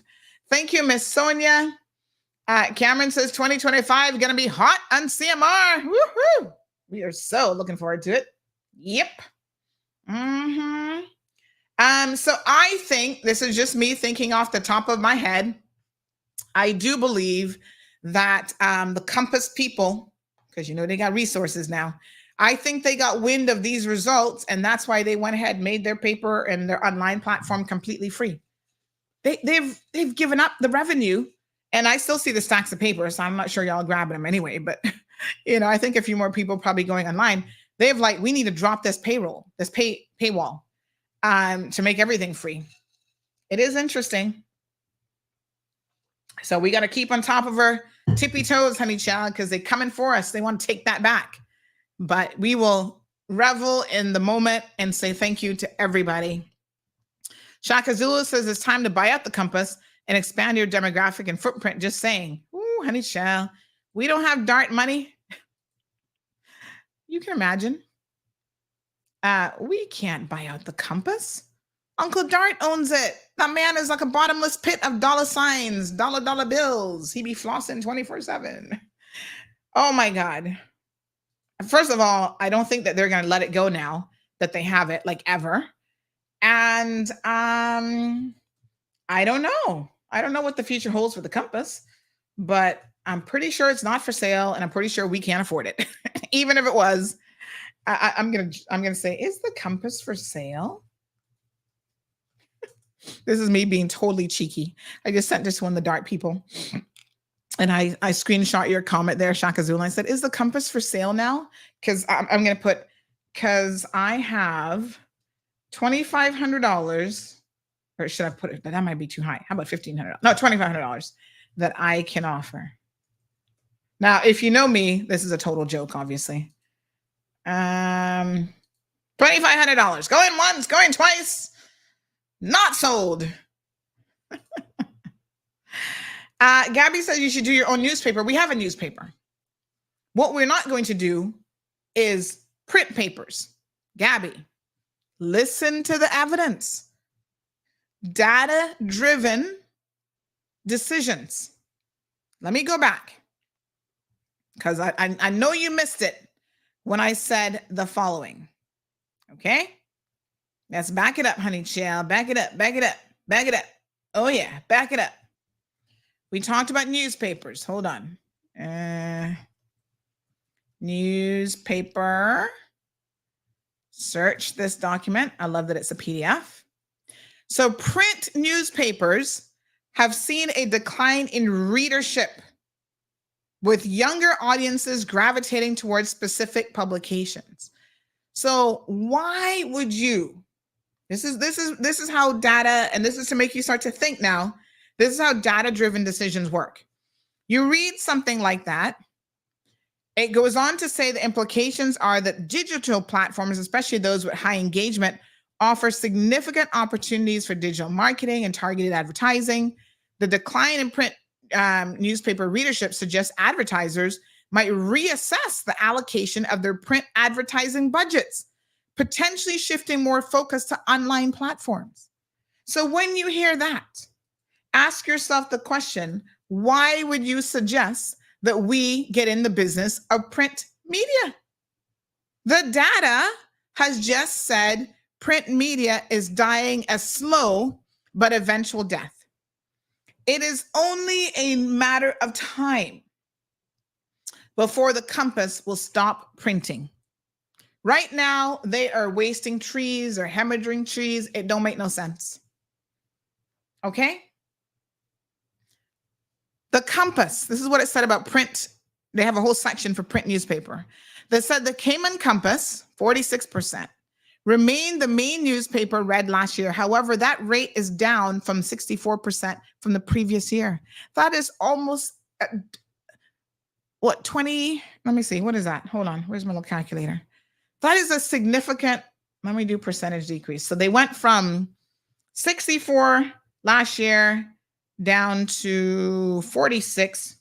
Oh, just a reversal of numbers. Okay. So that is 125% decrease. No, wait.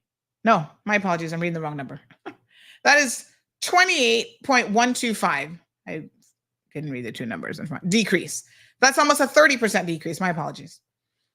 That's significant. That is significant. You don't go into a business area that is seeing the people who've been in it for 50 years, seeing almost a 30% decrease. That would be wasting money and environmentally hazardous, wasting trees. So don't do it. Stephanie says you deserve an award. Please remember my message in WhatsApp. Remind me, Stephanie, today, and I'm going to have a look at it. I got a little dental appointment today, but I will definitely look at it. Miss Wanda says, congratulations to CMR for overtaking the Compass. No surprise by me. Thank you very much. Go get them, Sandy, says Cameron. Alejandro says, that means that, Sandra, you got to come good now with your information in not just what you're interested in. Alejandro, behave yourself in the back of the classroom now.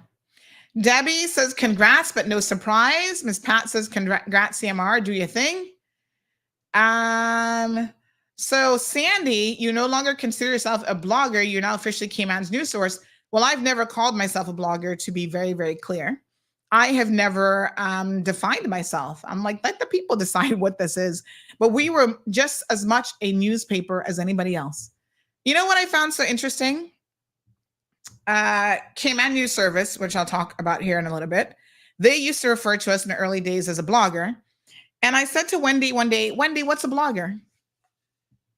She couldn't even tell me what a blogger was. It's because, do you know the distinction between a blogger and somebody who writes for a newspaper? But you see, in the early days, what they were trying to do is discredit us, which I wasn't insulted by the term blogger.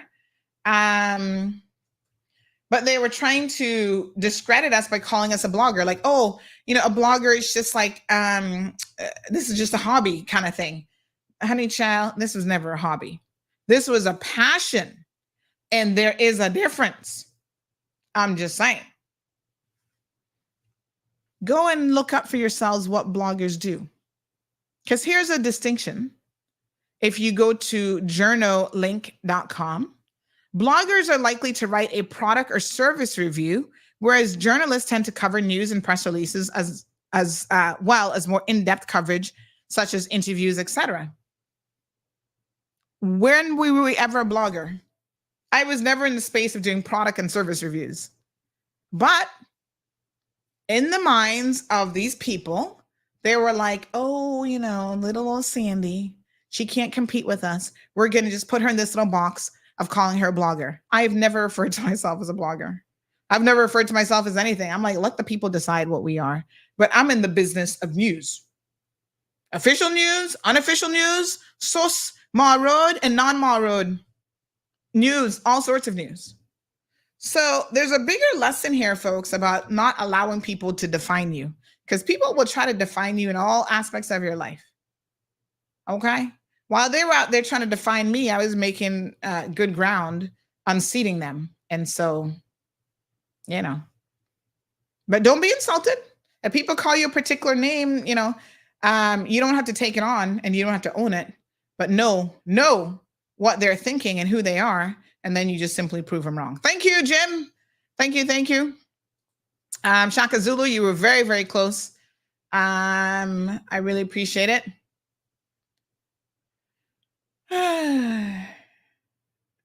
Thank you. Carib guy was thinking that the YouTube viewers have increased. Well, they've been good. But yeah, took the top news spot from the Compass. My goodness, I can't even believe it. When I think about the money that the Compass has and the resources, I mean, I am flabbergasted by it, to be honest. They've got millions of dollars at their disposal on what they can spend, and, you know, 30 something writers. They've let go a few, so maybe it's on a 25 or 30 now. They've got writers who just do lifestyle and all this stuff. I mean, you can't touch the Compass when it comes to resources, let's be honest. But it's so amazing, really, that we have, despite not having all that money available to us, we've still made some significant traction. Yeah, so goes to show you, honey child, money and everything. That's for sure.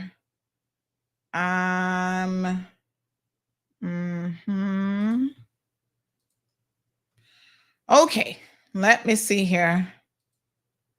Read some more comments. Thank you. Thank you.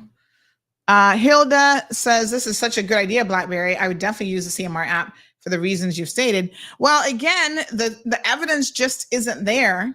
I didn't see, she stated some reasons. I might have missed that. Sonia, good morning. I don't, oh, BlackBerry. Oh, see, here it is. CMR should invest in an app. Listing on Facebook, YouTube, and IG isn't flexible. Once the listeners navigate from those mediums, the feed drops, and so you're not able to continue listening while doing other things. Well, I know that Bobo has does Bobo have an app? I know you can listen to them online. Let me find out. Because DMS might have an app. So this might be something that we're overlooking. Listen, the person said, ha, ha, ha. If the compass is for sale. I do not, let me double check. They might have an app. Let me ask. Because then you can listen to it that way for sure. I don't believe in reinventing the wheel, and I don't believe in spending money if something already exists. So we don't have an app, but would it be worth us spending that kind of money in an app if maybe DMS already has one? So let me ask. I do know that they are online, but again, there's no evidence, there's no data that suggests that creating an app is going to be the way to go. And you guys, listen, yes, I get it that you have to keep Facebook open. Doesn't YouTube give you the flexibility of doing other stuff on your phone though? Like you can listen and just minimize it. I thought that was part of the, I'm an iPhone. I think I can listen to YouTube videos and do other stuff at the same time. But in the meantime, what you do, honey child, is you get one of the radios that I've been giving away from Jesus was a baby. Get yourself a radio. Hello. CMR has been giving away radios for free. Get yourself a radio and you can plug that in. They're very cute, very discreet. As a matter of fact, Miss Stacy, bring me a radio, please. I don't want to move because I have my TENS machine on my foot. So I don't want to walk with this on. I think I'm going to crank it up a little bit, actually. It says 150 hertz. I'm going to crank it up just a tad bit. You have to crank it up to where it feels uncomfortable. Oh, woo, that was a bit much. Hold on. Oh, there we go. It needs to feel just uncomfortable enough. So those of you who haven't gotten a radio yet, I still have some. Get a radio. Let me see if I can beg Miss Stacy to bring me some. Bring me two different sample ones, Miss Stacy, and I'm going to show y'all what the radios look like. So yes, get yourself a radio, and you can be standing in line anywhere. You don't need internet access. You don't need anything. Just listen to the radio. And they come with little headsets. I don't even know Miss Stacy's listening. She might not even be listening to me. Child, she busy doing work. She was like, I ain't got no time for Mall Road right now. It'd be interesting to know why listenership dropped for Talk Today. That's a big number. Huh. I mean, they certainly don't ask the why. I think that, it's interesting that these numbers can definitely change. We could speculate about the why. Maybe they need some fresh blood over at Radio Cayman. I don't know. Y'all would have to tell me why y'all not listening. I mean, she's asking, where did I put them? I got them stashed away. Middle drawer. Yes. Okay. So I suspect that their loss is our gain, and people probably only have so much time in the day. Some of y'all do work. I do know this for a fact. You don't have all day to be listening to a talk show. So maybe the 2 hours that you would have listened to Talk Today in the afternoon, you listen to me in the morning instead. And then afternoon, you're getting your work done. You're busy. That's a possibility. If you ask me, it sounds like they're washing money in Radio Cayman. Rough seas. Where on earth did that come out from? No.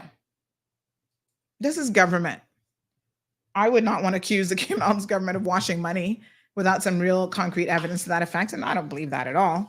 I think that with government, typical government, we can FOI this. They're probably dumping millions of dollars into Radio Cayman.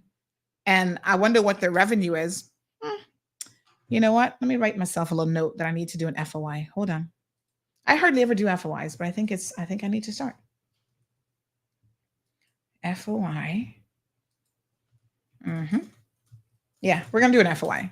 No, it's just that government, there's a sense that when you're a government department or government agency, government owns you, you will always dump money into these entities, even at a loss, and no accountability, no results, no nothing.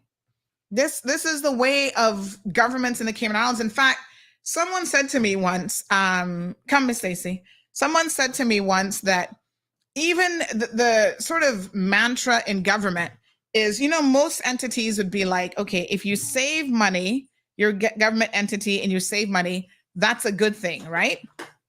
But if you save money, how it works here in Cayman is if you save money, they actually penalize you by deducting your budget. So there's no incentive for you to save, which to me is crazy. You should be encouraging departments to save. My God, what ends up happening is there's a mad rush at the very end of the fiscal year to all of a sudden find something to spend the money on. Because if we don't spend the money for the next fiscal year, they're going to say, oh, well, look, you saved $250,000, so we're going to give you a smaller budget. So in order for them to either keep their budget or maintain their budget, the thinking is you have to spend it all, which when it comes to financing and budgeting is ludicrous. There is nothing built into the system in Cayman that encourages entities to actually try to take on, cost-saving measures. Told you Compass should print free 3 days a week. Guess government also needs some visual and advertising. They're printing 1 day a week and nobody's reading it. Well, again, that doesn't make any sense, Denver. The evidence does not support that they do that. You're not picking up the paper once a week. Why are you going to pick it up 3 times a week? You know what somebody told me? They're picking it up for their dogs to poop on. And I'm just like, okay. They're like, yeah, I use it in the cat and dog cages at the local vet kind of thing. Cameron says people be frothing and losing their minds when Sandy's on vacation. Well, honey child, let me tell y'all something now. Vacation time is coming up this summer. I might do the show some of the time while I'm on vacation in the summer, but then my October trip, there will be no show. So sorry. Sandy, remember to thank Chuck too. I'm going to send Chuck a little message. Chuck is actually no longer my point person at the station. It's now Dave. But yes, Chuck has been there making sure that we were solid. So I'm going to let him know that people are thinking about him. I actually saw Chuck on Saturday at Taste of Cayman. He's been working hard. So big shout out to both Dave and Chuck and everybody really over at Bobo who make it possible for you to listen. So Bobo does not have an app. All stations are easily accessible on DMS Broadcasting website from your phone or desktop. Okay. And then, give me 1 second. Got to restart IG. 1 second here. This is so annoying. They had it good where you could go up to 4 hours without doing anything. And then 2 weeks ago, Instagram decided to change this. Ugh, so annoying. All right. Because then every hour it drops out and I have to restart the feed, which is like 3 steps before we can restart it. All right. So here you know, BlackBerry. Sounds like you need one of these radios, honey child. They're petite and cute. Okay. I'm going to show you. There's a couple different models that I had, and I do have some spare ones. And we had left some for some of y'all and you didn't pick them up. Now, I don't believe in giving people something that don't want it. Hello? No. So here it is. You got your channel searching. You can save your channels, AM, FM, save and delete, volume controls. You power it on. Oh, look, it even has a little battery. It's low, but then these are rechargeable. So you got a little DC 5 volt. So they do come with little chargers. And I think but I can also charge it with, is it this one? Yes. Look at that. One of those work. Now it's charging. And it's chargeable. You got a little headphone jack. And then it also comes with a little, what do you call those? The lanyards that you can put through this little place here. And you hook it in and you can walk around with it. These don't come with a belt. So they come with a little wrist lanyard instead. And yeah, everything is in the box. So you got your charging cable, your headphones. This one comes with 2 headphones? What? Wow.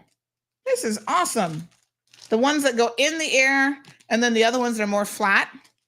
Wow, these are nice. I didn't know they came with 2 headphones. Your charging cable, your lanyard, and you're good to go. No app needed, honey child. Old school. Mm-hmm. And you can take it anywhere and just listen. Just like that. Thank you, Sonia. She says, congrats, CMR. Keep on killing them with the cold, hard truth. Morning, Miss Sandy. How you doing? Beautiful picture. Thank you very much, Denver. Does it show what percentage listeners live versus watching afterwards? No, it doesn't. We can ask Lynn about how they decide on some of the questions, because I think this is a good question. But I think one of the reasons why they don't do that, it's actually already a very lengthy survey. And I know for a fact that you can have, as a business, you can have certain questions asked, but I have heard that when they call you, obviously I've never been called, but when they call you, it's a pretty lengthy survey. So, you know, they don't want it to have 1 million questions, because then by question number 50, you're like, I'm done. So they want people to complete the survey so that they can actually use the numbers. So I think that they've got to really balance, you know, but what you can do, Facebook doesn't really give you that data per se, Damien, but you could gather it in a roundabout kind of way. So for example, right now, I know that we have, just give me 1 second, 411 people watching between Facebook and YouTube. So Facebook is 224 and YouTube is 187 people, right? So after the show, and you'd have to really do this in real time because there's no other way to know, you know, the numbers could go up so quickly. But after the show, I could go on and have a look at the numbers. So say, for example,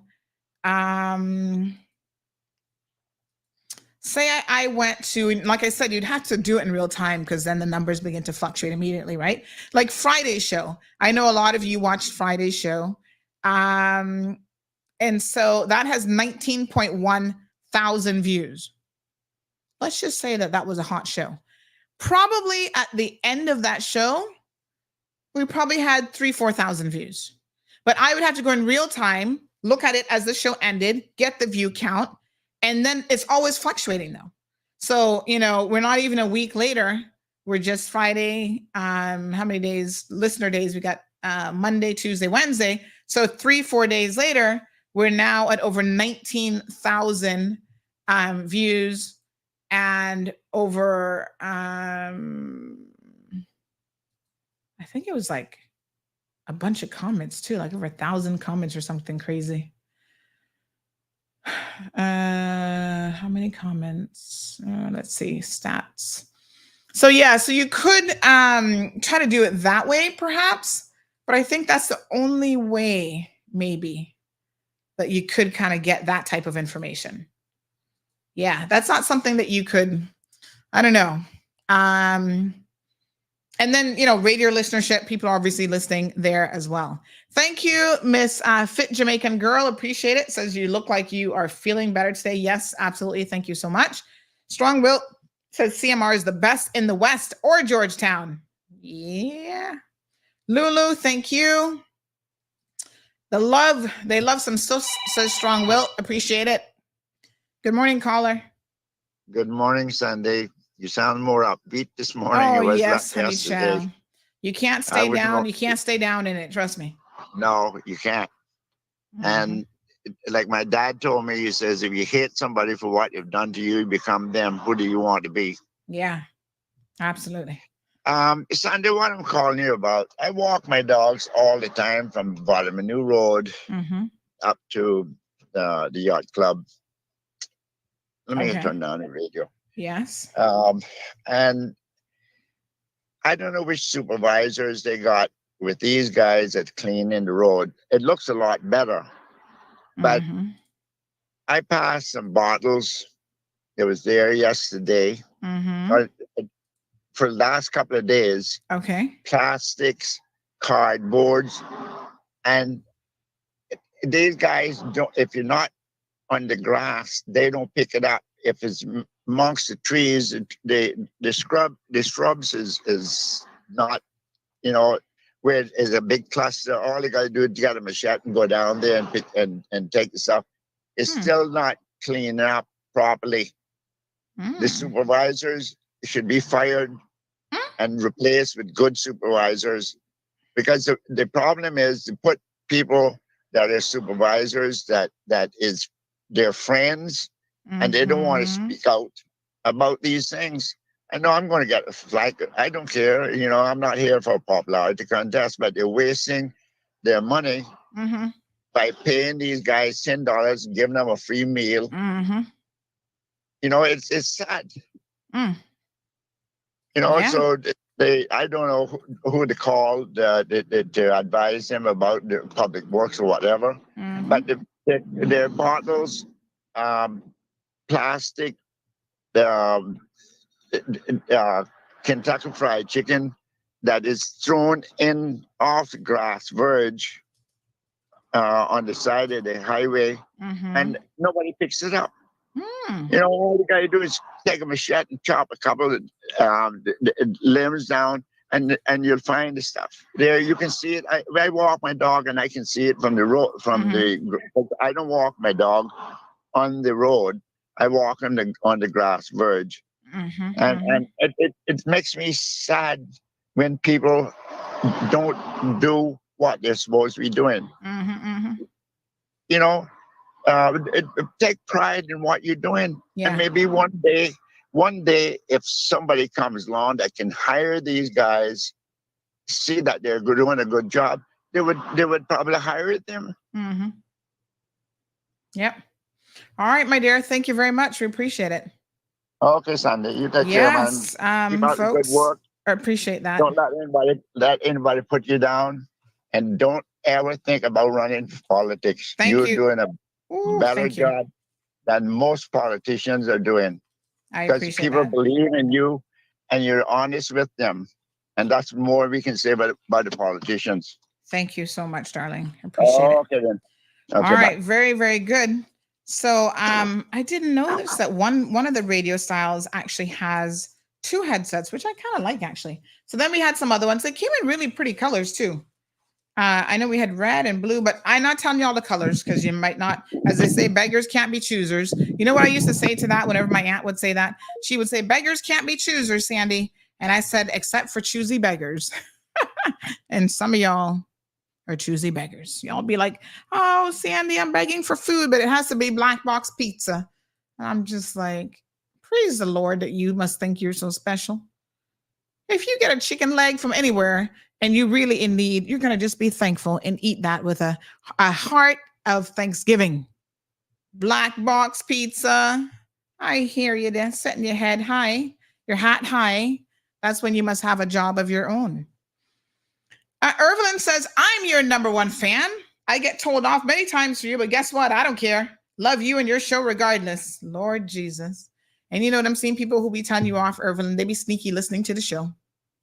But let's thank the haters too. Let's thank them for listening. Good for them. Pat says, how are we going to celebrate? Oh my gosh. Shall we celebrate come this summer anniversary time? Somebody said we need to do a 5K annual walk. We need to have a block party, do something. I don't know. All right, let me think about it.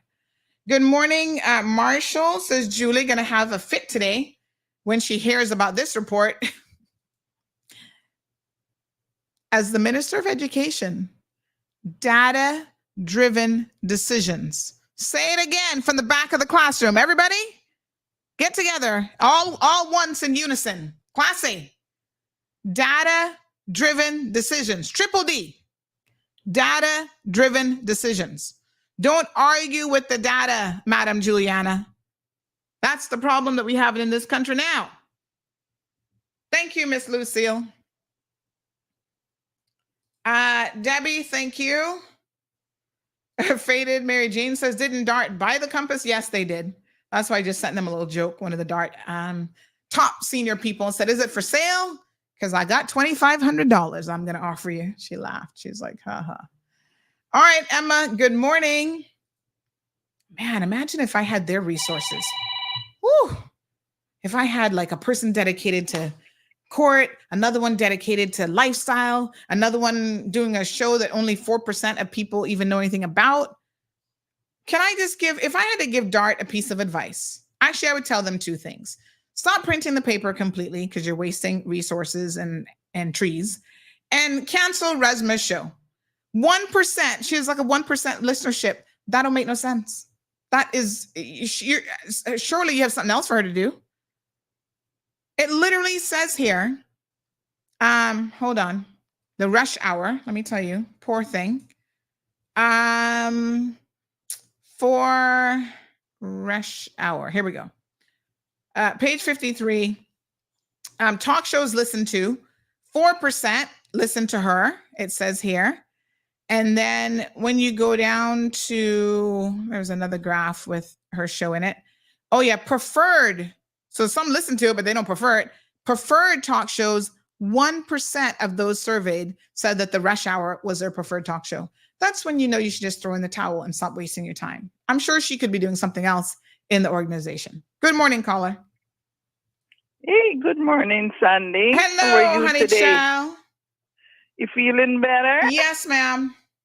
We gotta keep it moving. Yes, yeah, you sound better too. Mm-hmm. And you know what? I agree with Mr. Dexter 100%.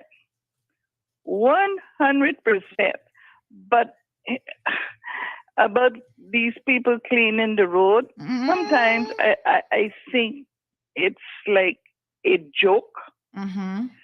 Because, okay, they put some of the stuff and they want to pick up what is on the side of the road, not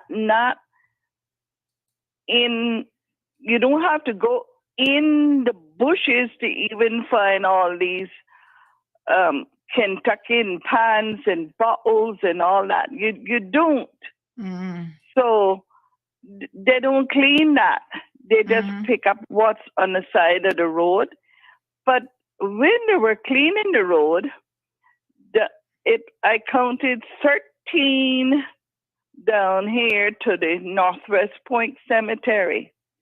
And some of them were sitting on the graves, and only one now out of the 13 were raking amongst the graves, because sitting on the graves.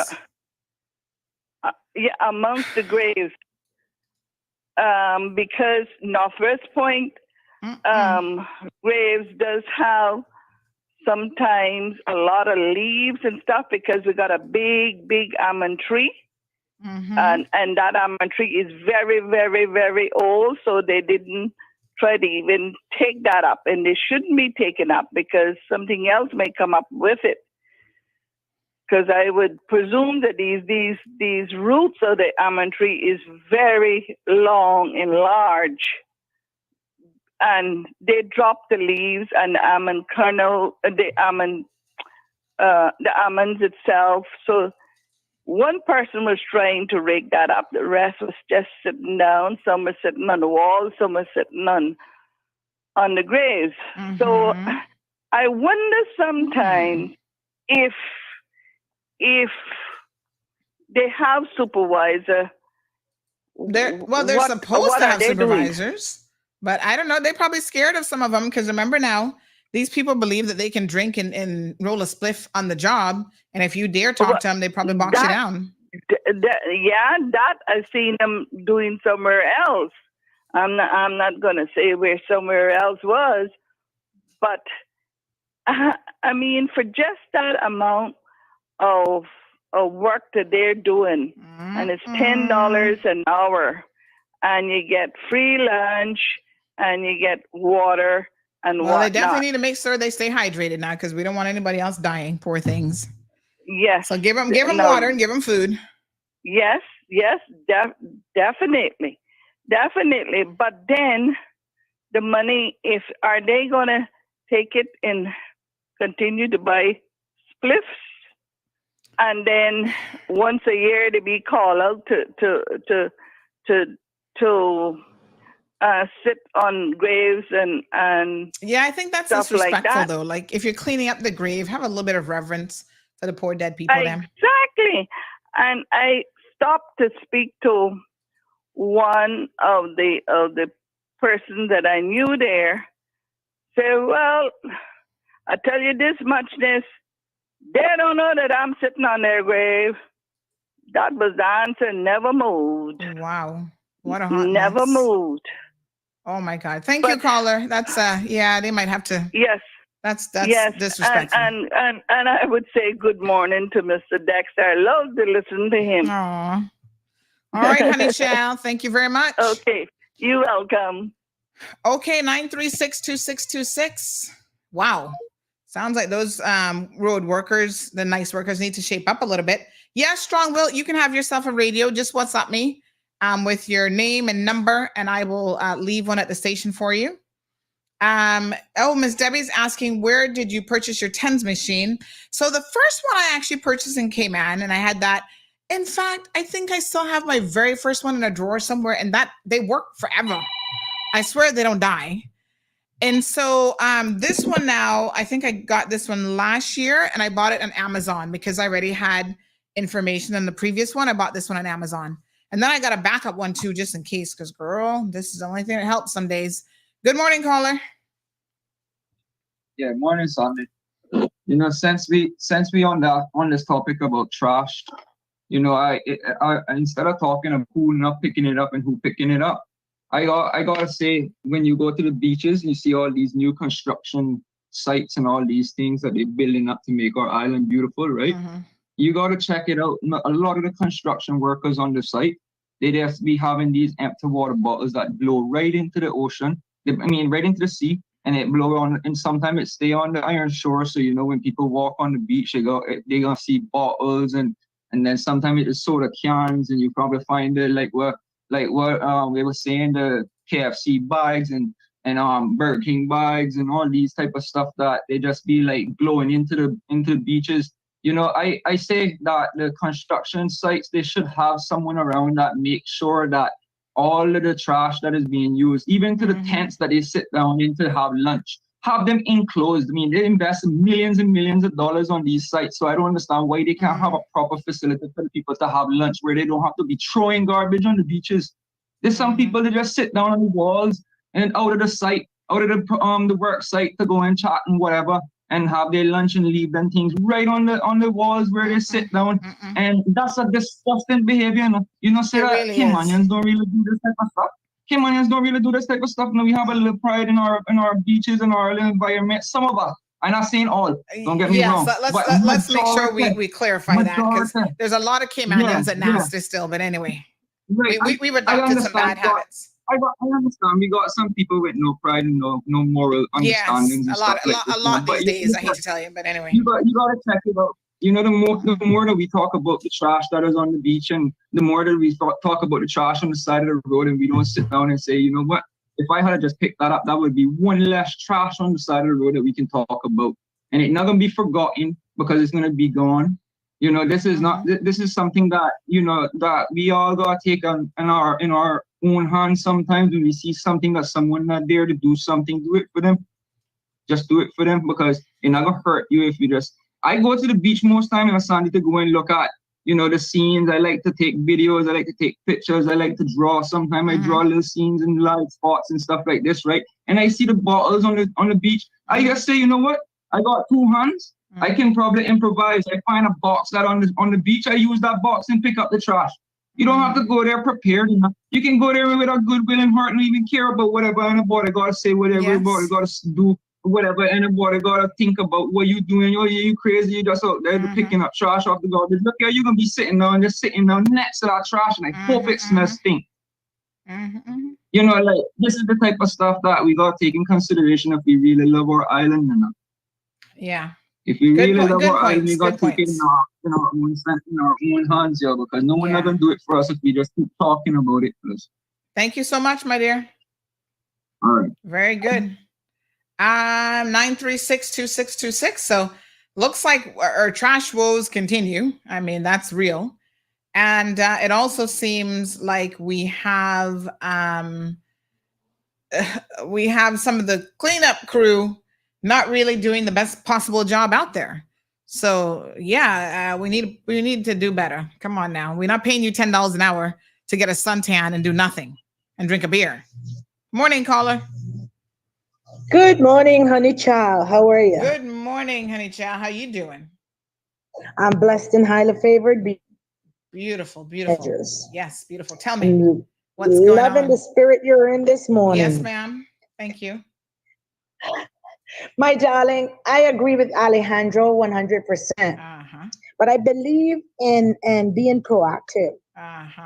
No one should be littering our beaches or our islands nowhere, no how. That's right. It is against the law to Yes. litter. Absolutely. But at the end of the day, if an example was made from a few who do it, maybe people would stop we need to increase the fines, because it's still $100 fine for littering. That's not nothing. No, it's $500 for That's littering, and they're seeking. Make it $5,000. They're seeking on how. I'm learning they're seeking on how to increase the fine, but I guess other things are priority come when they need to make a law instantly. They do on other matters, and matters like this is thrown on the back burner. Yeah. They need to increase it, and they need to enforce it. The biggest problem we're having here, because we have no one enforcing the litter law, which falls under DEH. When you find, look at the clip, look at the clip that they sent, that I personally sent to the BTF, regarding someone throwing out garbage out of their vehicle in Windsor Park. Up to this blessed day, nothing has been done about it. I understood that the director of DEH turned it over to the police, and it went under the carpet right there. And that is the biggest problem. We have no one to hold accountable. You understand? We are not supposed to be littering our streets. It is against the laws of the Cayman Islands. And I just need and wish and pray that the director of DEH, Mr. Richard Sims, will start charging people for littering. You understand? Yes. And it's also, we have an issue with the landscaping people. Yes.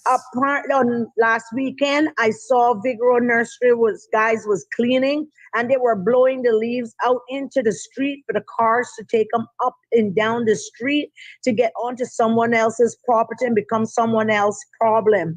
That is called littering. I stopped and spoke to the Jamaican guy, and what a face the little man he was.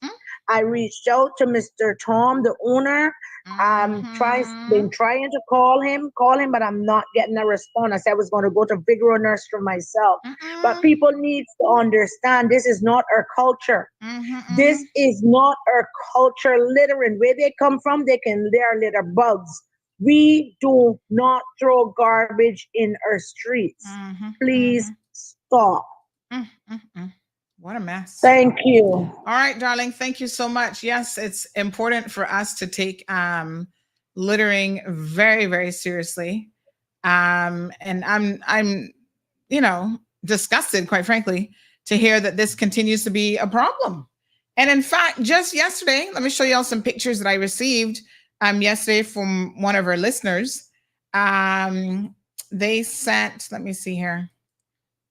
Ray said, have Radio Cayman have you on as a guest if they want to increase their numbers. Lord Jesus. I've actually been over there before. Hello, Sterling. How you doing, honey child?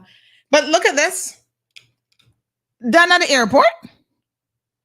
We have people out there cleaning up. Please, supervisors, send them to this area. I know the wind blows stuff around and it has been very, very windy the last couple days, but wow. No, sir. No, honey child. What? My dear. I don't know. I tell you, come on, Cayman. Our beautiful island, looking so trashy, quite literally. Get it together. My Lord, what a disgrace. Good morning, caller. Our beautiful island, trashy. Hello. Literally. Hi. Hello. Hi. Hi. Lord, what a disgrace. You got to turn the radio down, honey Jam. Hello? Hi. Oh, I think, Sandy? Yes, hi. Okay, I think one of my calls is crossed up. I'm hearing the radio in the background, so if you were listening to it, you probably need to close a tab or Yeah, something on the got it phone. down, but I saw a call coming in too, so I don't know what happened right there. Oh. Okay, so as far as I always thought about this and wonder, how about like for the kids, for the school, sorry, was it Department of Environment, get a mascot, a type of maybe a little mascot or something that goes in and the school, because young kids are more interested. At least that's how I think. Mm-hmm. If you go in and you teach a child to put away plastic, to put away this, but you will see that they will do it quicker than an adult. And they, at times, will teach adults how to be, clean and like proactive, like Melissa or whatever. So I always thought about this. What about them doing that? At least go to all of the schools and teach the children how to take a plastic bag with them in their car or in the bus or whatever, throw their trash in, because we can learn from children when it comes to these kinds of things. Mm-hmm. I just think that I always thought about that, but I guess other people, it might be another thought, but Mm-hmm. that's one of the things. And yes, we as Caymanian used to be very, very proud and thing. But let me tell you something. I drive home behind Caymanians and I see them throwing bottles on the side of the road. So it don't matter. It don't matter who or where they're from. We pick up that same dirty style of not being clean. So we're not saying no other nationality come in and doing it. We supposed to be setting an example. If we as locals see, we must speak. Say, hey, this is not what we appreciate. This is not how we are grown. So please pick up your trash. I have a little friend up here, and me and her sometimes we go out. Well, I'm not walking, but she's walking. And if we're down in the village, and if she sees somebody drop a can cover, she goes nicely to them and she said, "Excuse me, I think you just dropped something." And you see them, they pick it up and they put it in the. She Yes. is like that because Yes. everybody in the village looks out for their area. So you don't hardly see any trash around because people pick up. If the older people see you drop, they tell you, "I'm sorry, you dropped something," and you put it in the bin. Good. So we have to be the ones to police that. Very good. Teach your children and teach other people. Hey, you may come from another country that they throw things on the street, but that's not us. And they Yes. will learn. They might be cheeky at first, but they will learn. They will learn. They'll say, boy, I really need to take care because this country not like where I come from, Yes. or these True. people have, we must live They and have set pride example. in their surroundings. Absolutely. Yes, Yeah. exactly. Thank you so much. All right. All Thank right, you. darling. So I'm seeing some of your comments coming in, folks. And I mean, wow. It looks like both the ministry and the supervisors need to take a close look at this cleanup crew, the NICE program. Can I tell y'all something? It's so funny because I had no intentions really of discussing the NICE program. But as it turns out, It looked like we're going to have to discuss it. Let me get caught up on a few comments, and I'm going to tell you all something that you're going to find very, very interesting. Debbie says we need CCTV. Ermelia says no accountability. Damon says they probably took the whole day just to clean up with those 14 persons. Anthony has some thoughts on a nice program. He says you can drive by and they're picking up garbage and they just leave it there. Just chop the bush and move on. They also are cleaning up parks, which is already clean by the Parks and Recreations Unit. This nice program is a joke. Who's the minister for this? He also says that the same problem in the Eastern districts, that's what happens when you employ the unemployable. Good morning, caller. Morning, Sandy. Morning, darling. Morning, Cayman. Yes, good morning. How's everybody doing? Yeah. Sandy, good topic. And talk about trash. And I just want to share one quick one with you. I was insulted, but if you listen to this, it'll make you laugh probably. Yeah. I was driving by a liquor store one day and a lady came out of the liquor store. You know the straws that come with the paper wrap? Yes. Yes. She stepped out the store and I saw when she pulled the paper off the straw and she dropped it on the ground. There was a garbage pan right there. And I said to her, lady, there's a garbage pan right there. She hollered, you mind your own business? You should have told her I can put you on Mall Road.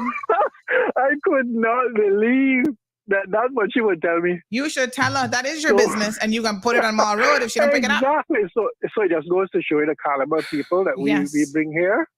And we have here too, because there's a lot of our own people. There was a time gone by when Caymanians took pride in their homes and their yards, and even if they only had the sand yard, they raked it. They made sure it was nice. Now you go to some people's yard, it's full of junky old cars. They have stuff overflowing onto the road. Everywhere. Yeah, they don't care. They and just don't care. Even their garbage bins overflow. And when the trucks come and take the ones that they can manage, the rest stays right there and it just keeps getting worse. It's very sad.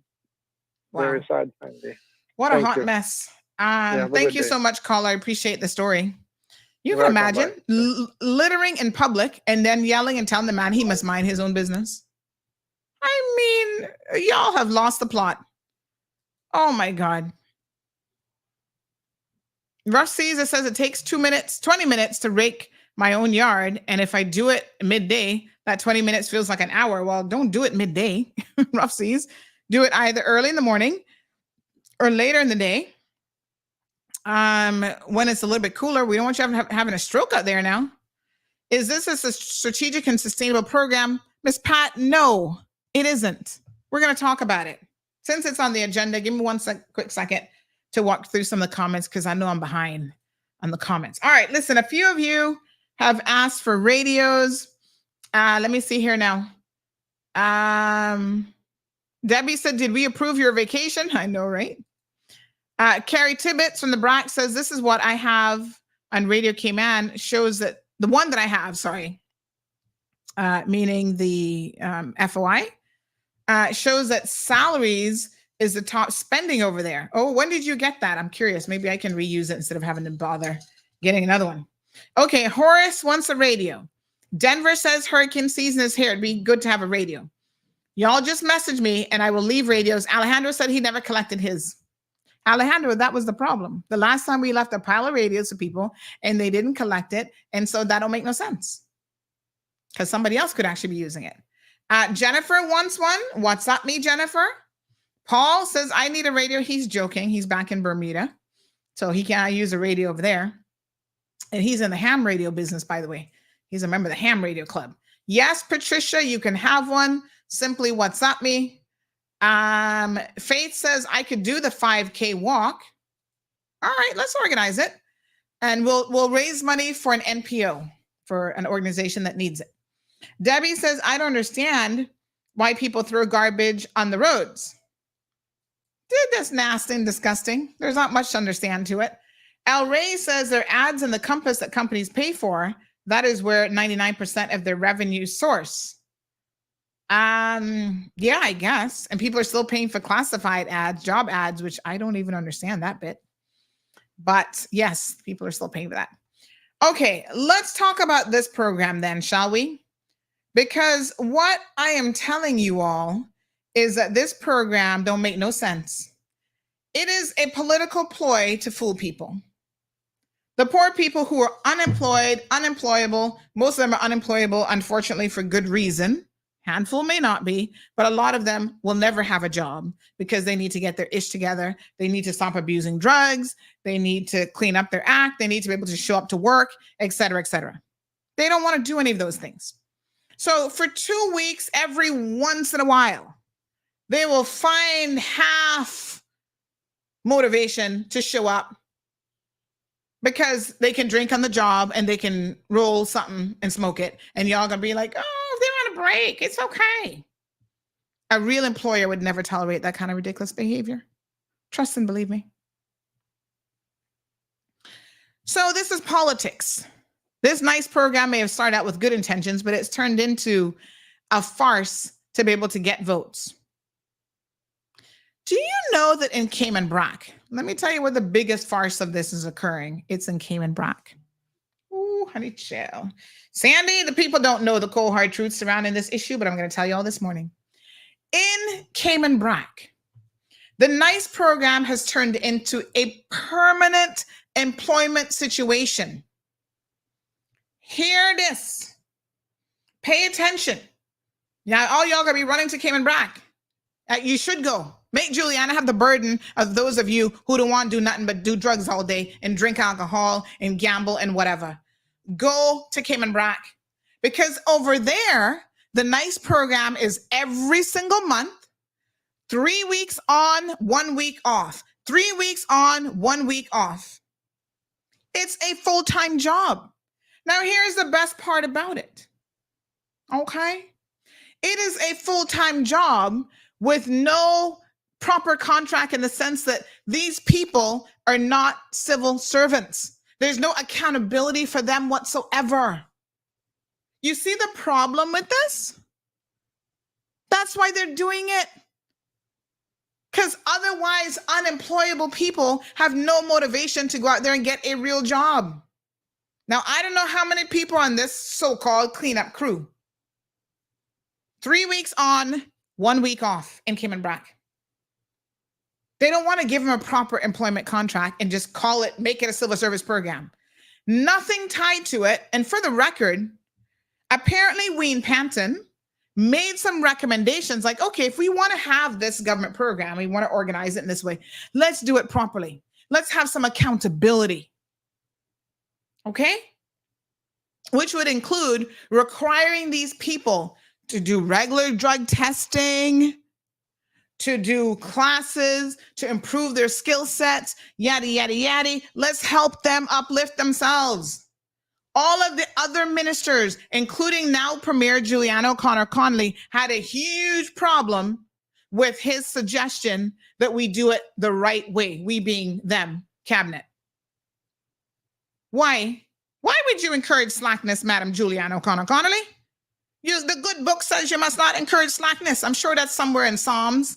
Somebody find it for me. Psalms 100.567 something must say, thou shalt not encourage slackness, lewd behavior, or drug addiction, gambling, smoking on the job, and all this kind of foolishness. Somewhere in the good book, it must say, encourage people to be the best version of themselves. You see, that doesn't benefit these politicians for you to be the best version of yourself, because then you become self-sufficient and you begin to see the cracks in the BS that they be trying to feed us, the people. So they want you reliant on them for a little $10 an hour salary. The day you become self-sufficient and you don't need no nice job, you become wiser. You don't have to pander to them for anything. And so they're using this as a vote buying scheme. It is the biggest sham, and that's exactly what I'm going to call it, that I have ever seen. It is a crying shame that this NICE program, and I'm going to do an FOI and see how many millions of dollars we're spending on it. You're giving people free lunch, not even civil servants getting a free lunch.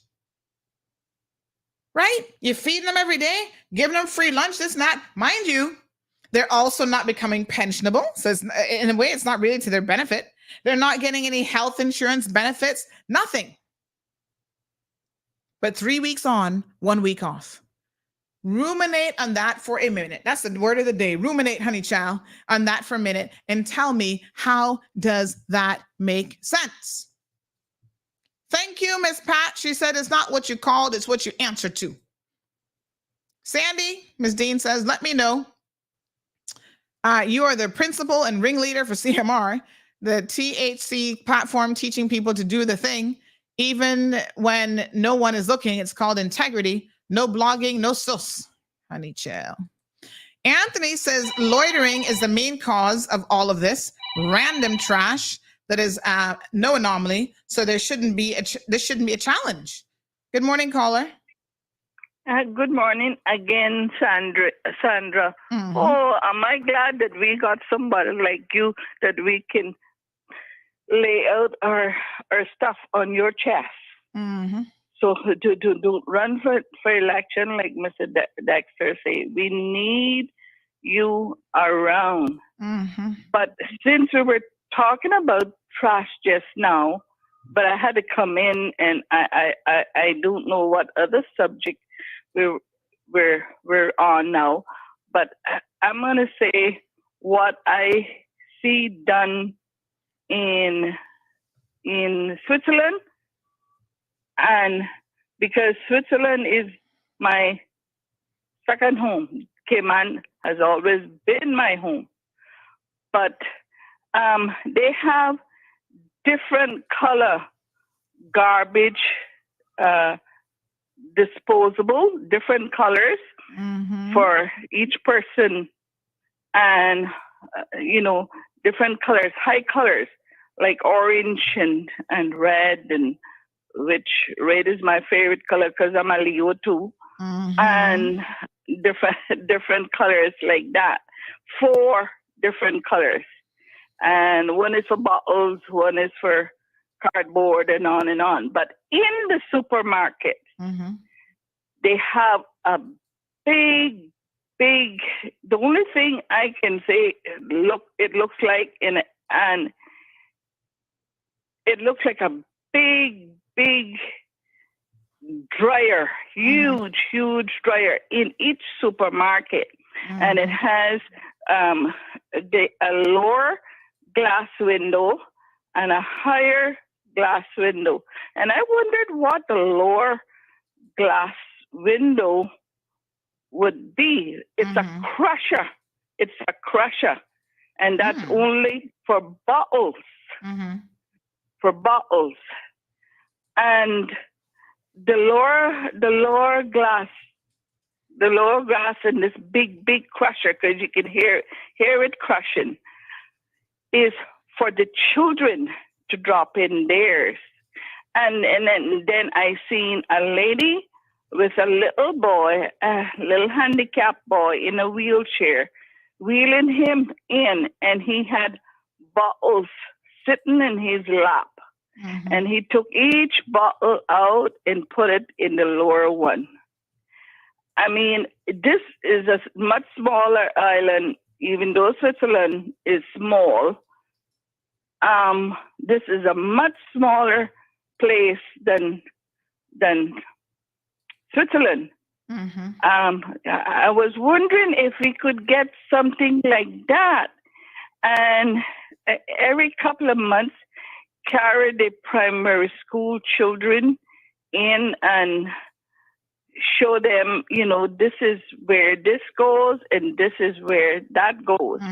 In Switzerland, if you drop trash and police see you, or they have special people on the road watching these things, and they have sharp cameras, you're going to pay. It's no way about going to court and putting it off.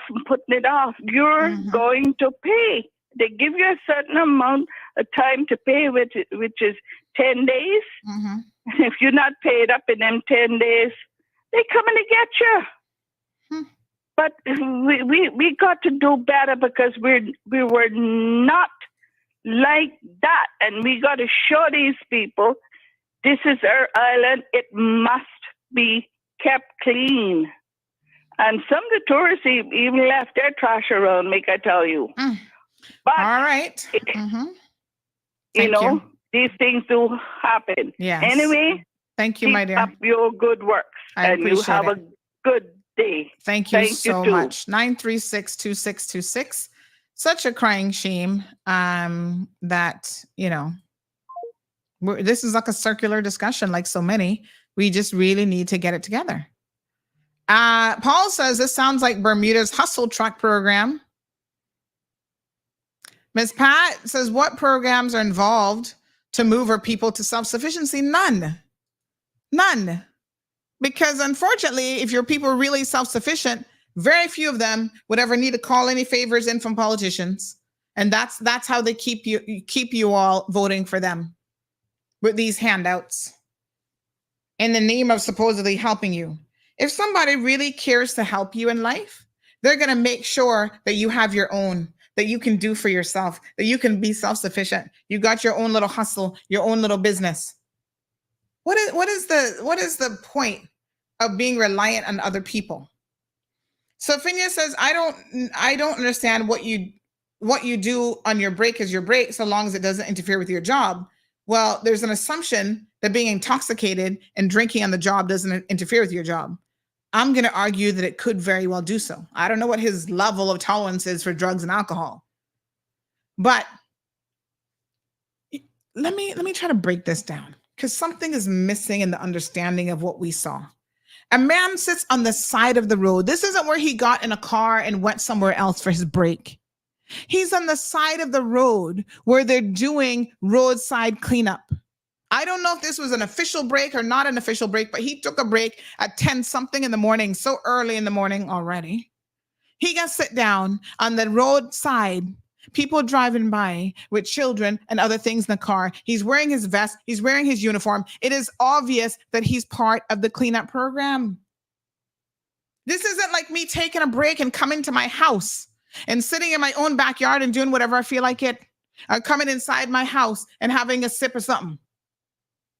You are still, for all intents and purposes, on the roadside, which is your workplace when you are a roadside cleanup crew. That is the problem here. It's encouraging a degree of slackness that we should not be encouraging on our roadway. First of all, y'all know that it's actually against the law to have an open can of stuff on public roads and drink it. He's actually breaking the law as well.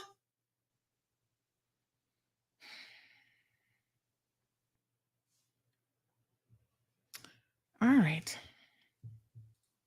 Let's move on, because y'all don't want to see it. You don't want to see the problem as to why some of y'all will never get a job.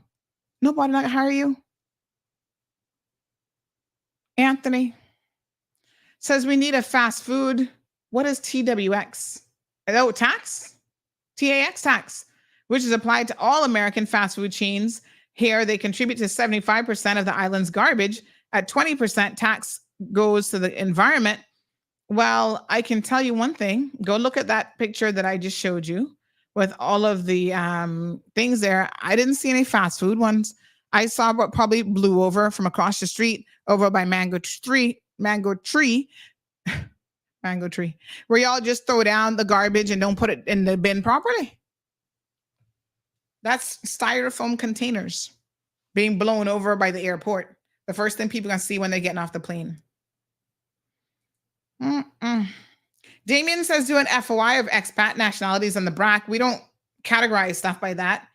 The only way you could get that information, I guess, is if you're assuming they're all on permits. You can ask for permit breakdown, but no data, to the best of my knowledge, in Cayman actually any longer since the 70s does anything by race or nationality, really. For immigration purposes, they can tell you what country the person's from. And that would be probably the most that you would get. He says that they have Caymanians applying for jobs there as cost of living is less. Rent is like $300 to $500 for one bedroom. Gabby says people just need to stop being nasty and keep their garbage until they're able to properly get rid of it. Yeah, even when I drive around in my car, sometimes I might have, right now, I have a little bag. You can buy these little garbage bin bags. They're reusable. And then you put the smaller bag inside. You stuff your stuff in there. I have one of those in the car. Sometimes I just carry a regular Foster plastic bag in the car because you might accumulate something you need to throw in there. I've got tissue that I always keep in the car. You need to wipe your nose or something. You need a proper way of disposing it. So keep those things in your car. I can't believe the times I've seen people just chucking stuff out the window, throwing it on the ground like they don't care. The last time somebody did that, I was right behind them, right here in Savannah, and my dash cam caught them. And I said, I'm reporting you to the police. And I sent the police the dash cam footage. I said, here you go. Give them a ticket. Anthony says the NICE program is a joke. I've seen them assigned to PWD workers, and the employee from PWD doing the work, or the employee from PWD is doing the work. Like I said, it's all about currying favor with a particular segment of the population, and that's it. This is not really benefiting our people. I saw somebody said, well, at least they get a little Christmas money. Can we stop encouraging slackness?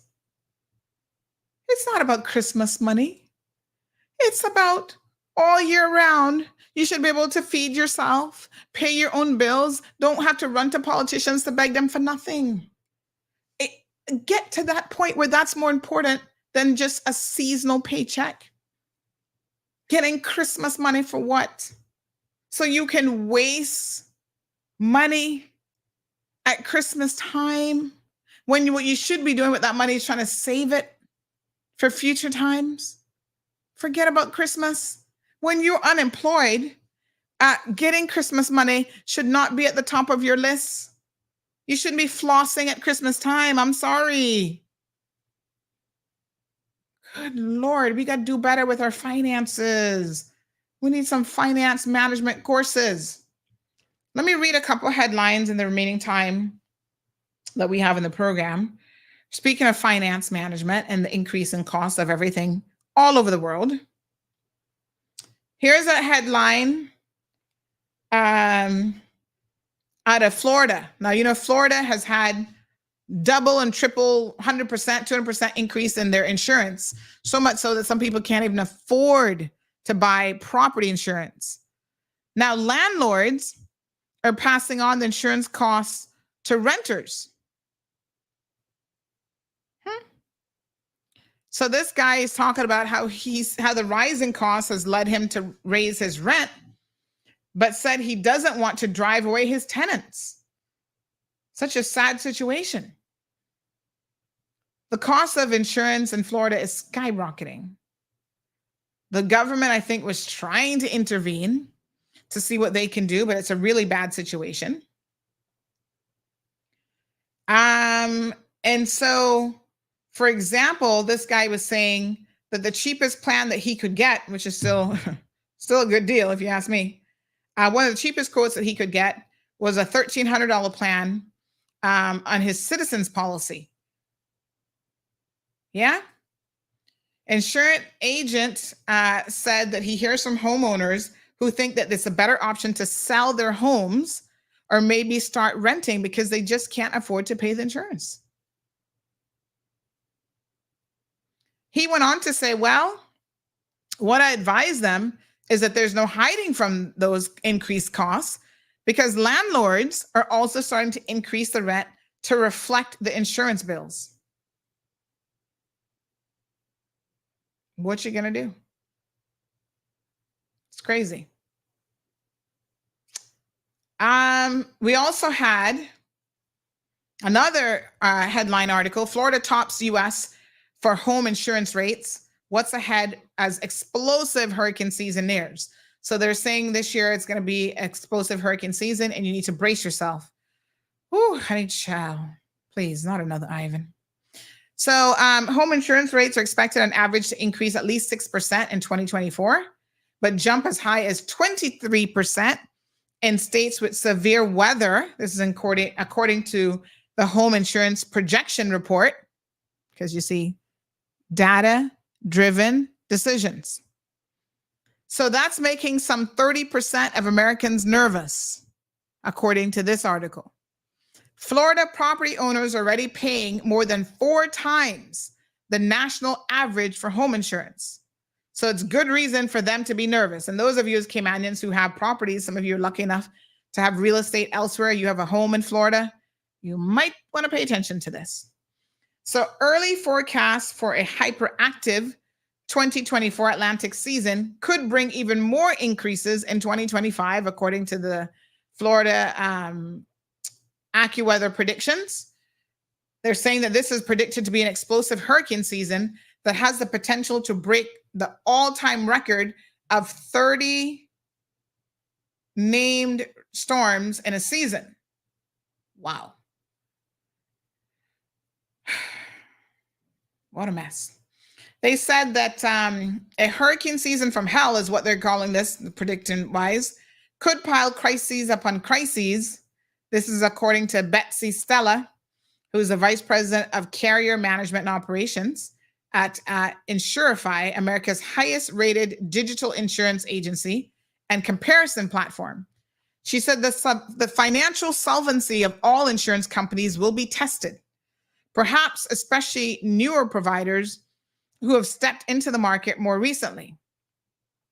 For example, Citizens, that's one of them, which is Florida's insurer of last resort. And then they go on to talk about the average cost of insurance is for everybody else is $2,377. The average cost in the state of Florida is $10,996. $2,377 for the U.S. is the average. In the state of Florida, over 10 grand, rounded up to $11,000. While home insurance rates increased 19.8% between 2021 and 2023, American average is at $2,377, was still far below the average rate for Florida homeowners of $10,996. And of course, Florida home insurance rates are the highest in the U.S., and they're expected to climb even higher in this year. They're predicting another 7% increase in 2024 to 11,759 being the average. 6 out of the 10 most expensive cities in the U.S. for homeowners insurance are in Florida. So poor Floridians. 60% of homeowners don't carry separate flood insurance. Yikes. Because remember now in the States, they separate everything. So you might think, oh, well, $11,000, $10,000 is not bad. But they exclude all kind of stuff. You need a separate policy for flood insurance. And 13% erroneously believe that their standard policy included it. That won't be good for them, honey child. What a hot mess. So we pay attention to these trends. And the reason why I mentioned this, I'm not that concerned. If you have a home in the state of Florida, you can probably, afford a little thing here and there and whatever. But why do we care? Because there's a little something called reinsurance. In other words, here in the Cayman Islands, we will be impacted by this as well. That's all I'm telling y'all. That's the bottom line here. Okay? That's the takeaway. The takeaway is, y'all see these numbers here, honey child. Look closely. This is going to impact us. These increases will impact us as well. Reinsurance market. This is how they do it. This is how it works. Okay? The states with the highest home insurance cost are prone to severe weather. Florida, Louisiana, Texas, Mississippi, vulnerable to hurricanes.